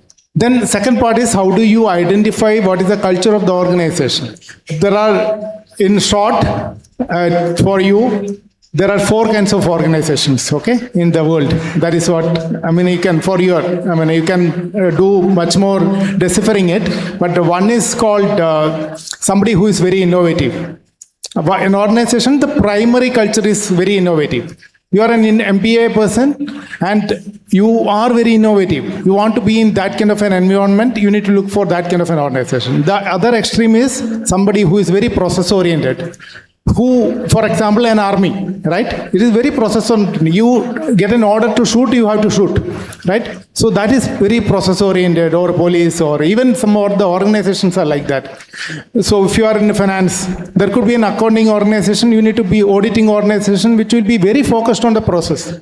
So is your personality matching to that? You need to look at it. So you have one extreme, very innovative. The other extreme is very process oriented. Second paradigm is, one is extremely clan based, means my family. You have heard the company saying that we say Volvo family, or a Wipro family, or a Capgemini family. All this we used to call it family, but in effect many times it may not be that, but we still do that. But there is a underlying thing there. We treat people as family. Do we treat people as family many times? Big organization may not be able to, but we also can have that kind of a culture where very clan oriented, where performance is not the primary thing, but you are developed. You see people there staying for 15 years, 20 years, and people invest on the people, etc. And if you are a slow-paced, consistent performer, you can look at how did you do in your MBA. Were you the super guy, the first in the class, or you were the consistent person? Right? Is it in your personality to be very consistent? If that is the case, this is the kind of organization you would like to join. The other extreme would be something I will not name, but there are organizations, if you don't perform today, tomorrow you're out. At the beginning of my career, my company where I work, notice period, I was permanent employee, but notice period was 24 hours. Okay, so that is where the organization. If you don't perform, you're out. You say that I need 1 week off, manager doesn't approve, CEO doesn't approve, thank you so much. So you will see all these organizations. So these are the 4 kinds of organizations. You need to look at that. How do you identify these organizations? You can go to their Glassdoor, or you can go to Ambition Box. Have you heard of this thing? Have you heard of this? Glassdoor, Ambition Box. Before you join any company, please do a research. And that will help you in your long-term career to survey. But you need to first know what is your personality.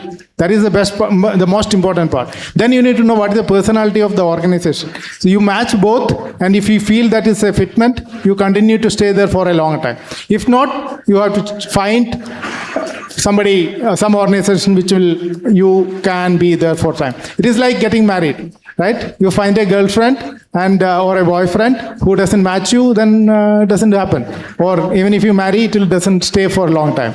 But if you get the right person, it continues. Same thing, right? You need to match both the personalities. Thank you, sir. I hope I answered.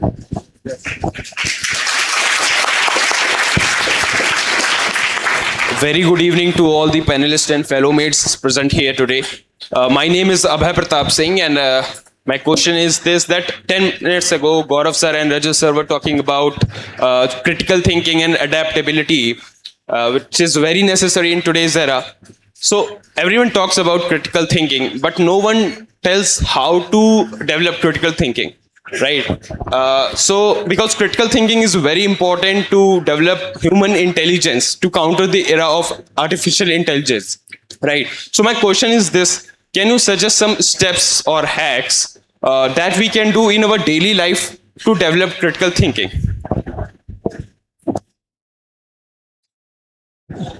That's a very heavy question. How do you develop critical thinking?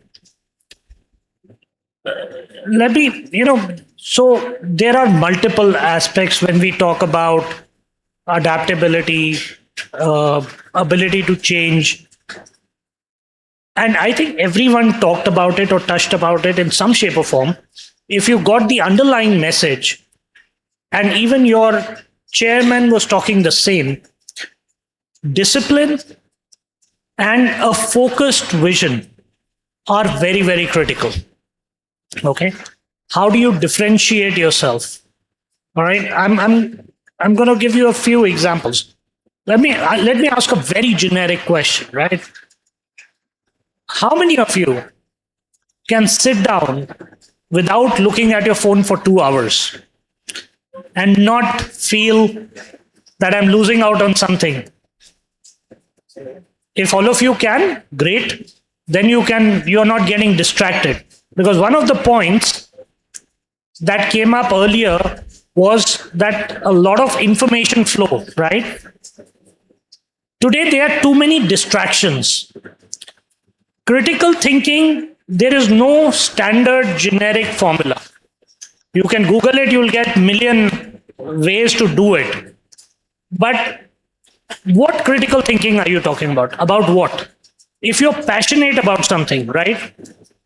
Then you have to spend time. You have to put in some effort to develop that.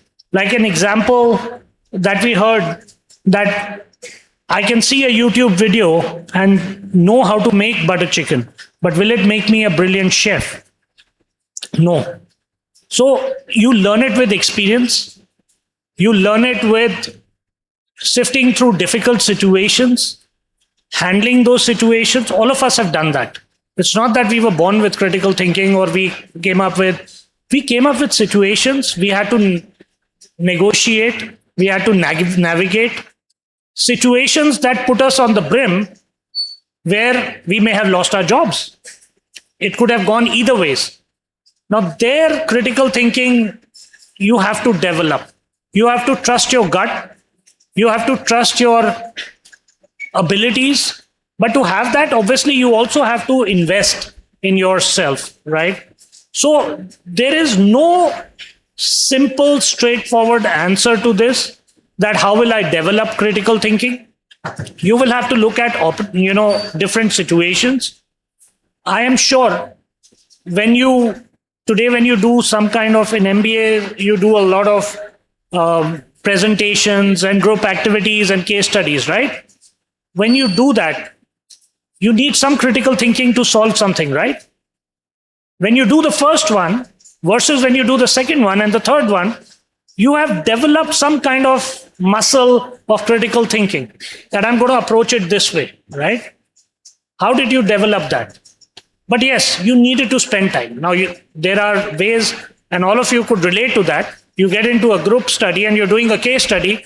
There will be those 2-3 people who are invested very heavily. And then there's some would be just in between. And then there'll be 1 or 2. I'll come back after 3 hours. Once you've done everything, just tell me what you've done, right?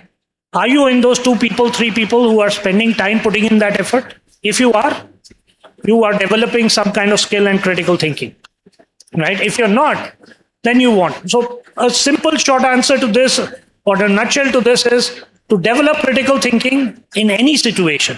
And it's not related to work. It could be your personal life. How do you negotiate? One of the fundamental challenges I feel, this generation is extremely intelligent, extremely sharp, far, far knowledgeable than what we ever could be even today, because of the access to knowledge.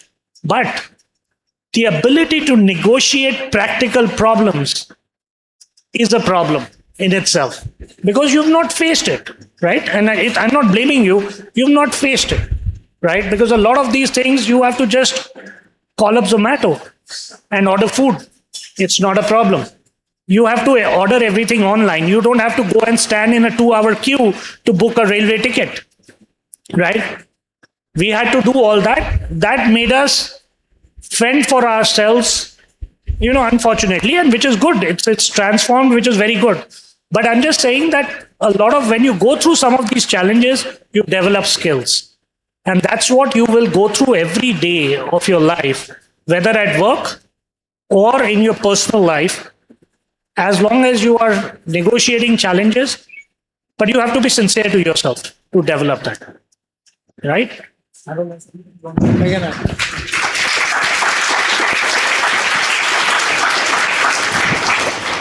Very nice answer by Rajat. Thank you. I think the question is great, and there is no one answer, and there is no book. It's as good as, somebody asked me that, we should build trust in the team. Do you think we can build trust? Is there a capsule or a medicine? How do we build trust? बताओ, वो तो ठीक है, with time कैसे करते हैं build? कोई एक एग्जांपल दे दो. मैंने बोल दिया build trust in your team और in your class batch. How would you build trust?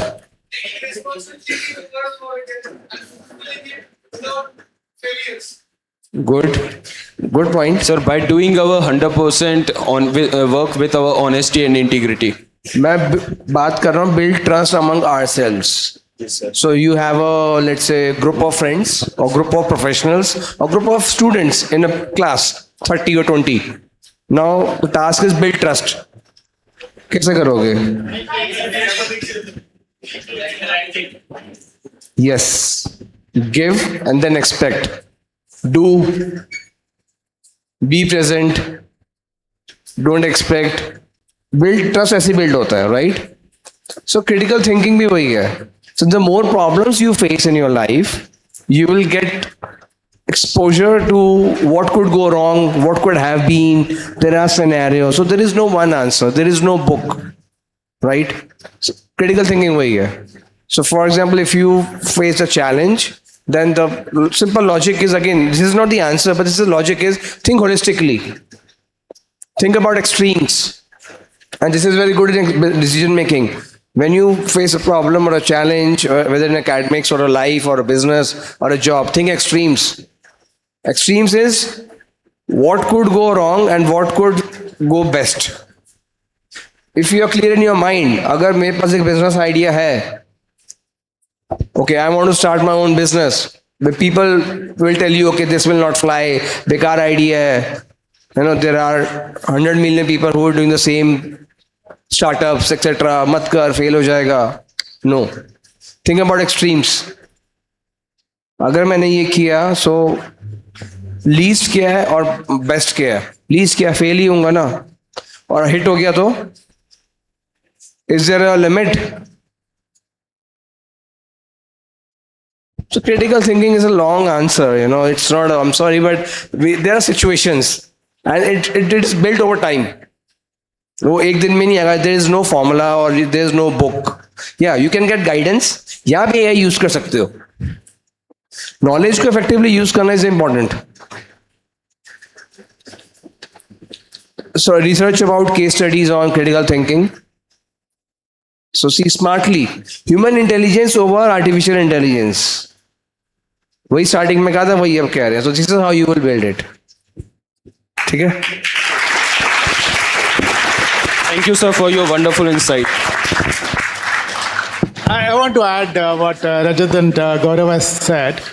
Yeah. So generally, what I do in my organization, my experience, that is what I would like to. Normally, what is critical thinking for? There is a problem, you want to solve that, right? Is it what you want to do with the critical thinking, or is there any other purpose? Is the critical thinking to solve a problem, right? Yes, sir. The approach to solve any problem. Correct. So that is what we normally do. What we do is we try to find what is the problem first. If I come back today, I woke up in the morning and say that, okay, there is a problem with my company. So, but that's a general statement, right? I will go back and then talk to my colleagues. And are these all people feeling there is a problem? All of them feel there is a problem. For example, now my team members do not feel that management is conveying the strategy or whatever problem or something related to your work. This is not working. It is taking too much of time to complete. That is a problem, right? Now what is the next you do? There is a problem. Everyone feels that there is a problem. The next is to define what is the problem. How much is the delay in that process? That is called defining of the problem. Right? Is it clear? So you need to first give it a defined shape. What is your problem? What is that problem you have thought that it is existing? Every organization will have one or the other problem. Everyone in life will have one or the other problem. You need to define that first. First, probably you can wait and do the data analysis, or you can ask people around and get the feedback on what is the problem which we are facing. I feel that this is the problem. Can we discuss this? Right? So then you find out what is the problem. And in the problem, first you state, there should be a statement that this is my problem. From this X, I need to move to Y. That is my ideal situation. That is the second step of that problem statement. And the third is that you are going to take it to your colleagues and friends, say in the organization, say that I have seen this problem, I want to move from X to Y. What is that we need to do? They will say that these are the 10 problems which you have. And then in that, all those things, for example, you reach to your college in the class 10 minutes late every day. Assume that is a problem, right? Your teacher says that if you come beyond this, I will not going to allow you inside. So you need to first think that the teacher has already defined your problem. 10 minutes late. So you have to first go and ask, why am I coming late?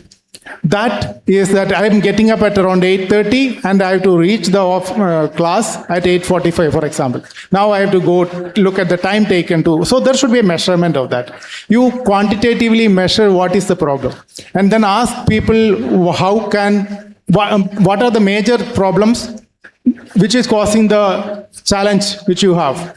There 80% of the problems come from, 20% of the causes result 80% of the problem. That is the basic, there is something called 80-20 principle. Have you heard of this? Pareto. Yeah. So you need to identify those 80% of the problem and then say that, yes, I am going to attack only this 20% of the problem which is so severe. And then you identify, work on what can be the solution. You work on this. We have different tools, like we call fishbone and all the stuff, that 9-box or 4-box or whatever. We use different tools and techniques for that. You can use whatever you want. You want to create, you develop that. Some people are born with that kind of thinking. Some people may not. But you can always develop it by using these methods. One is define, second is measure, third is analyze, and fourth is improve. Then your cycle comes back. Okay? Thank you. In the interest of time, we're already 45 minutes late. There's really no time for the third question. You can email it to us and we will send it to the panelist who will answer. Everyone has flights to take back, so apologies, we can't entertain more questions. Thank you so much.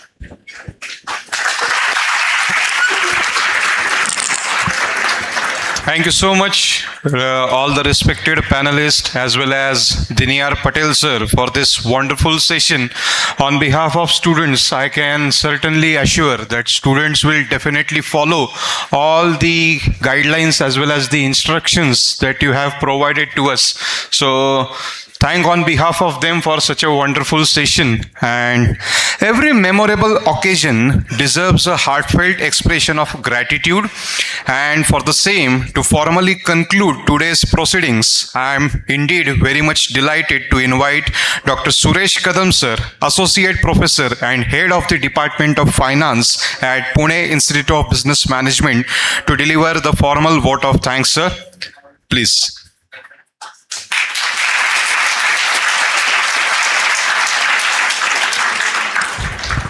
We started with good morning. Now it's good evening.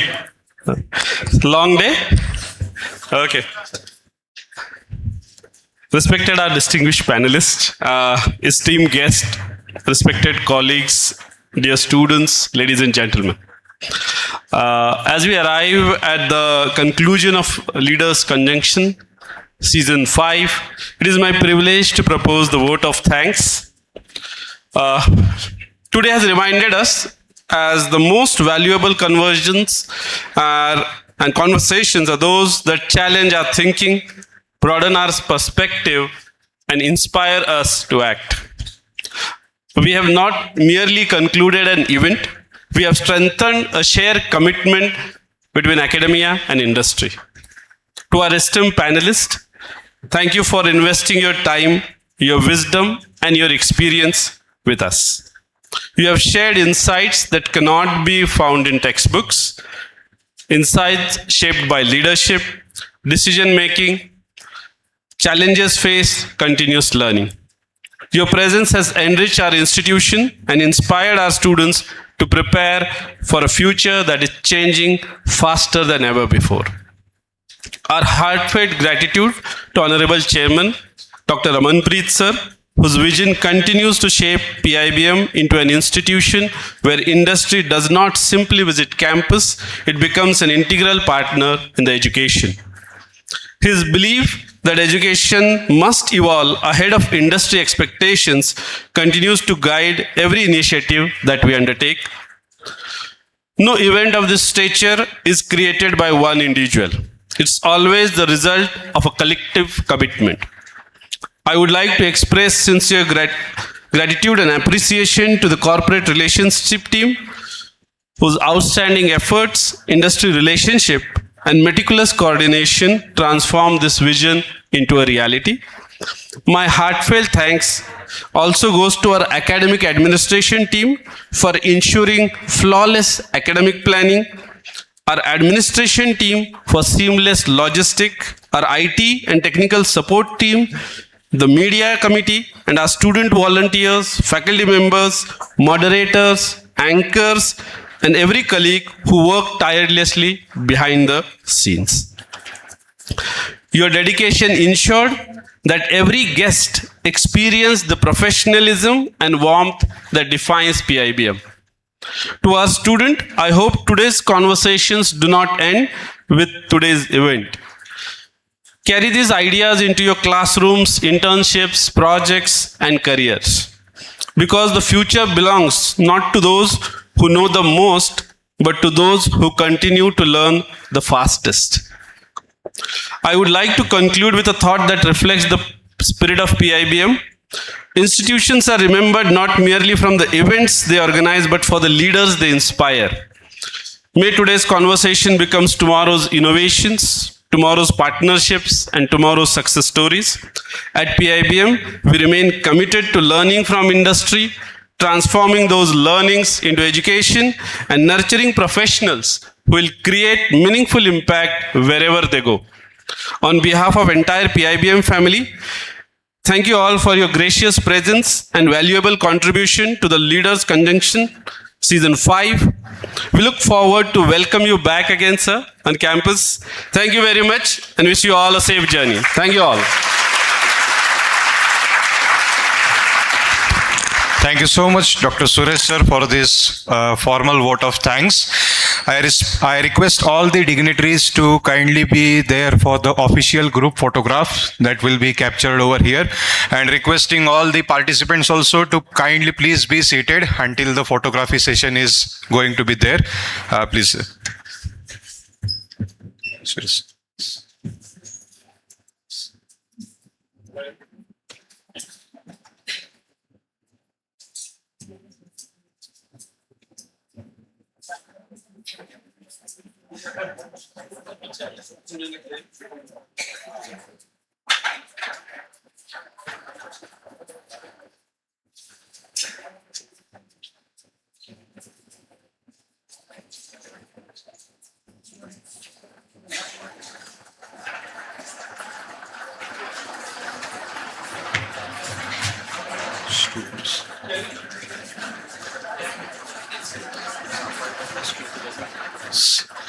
The first row of students kindly come ahead for the photograph. Only the first row and as well as that.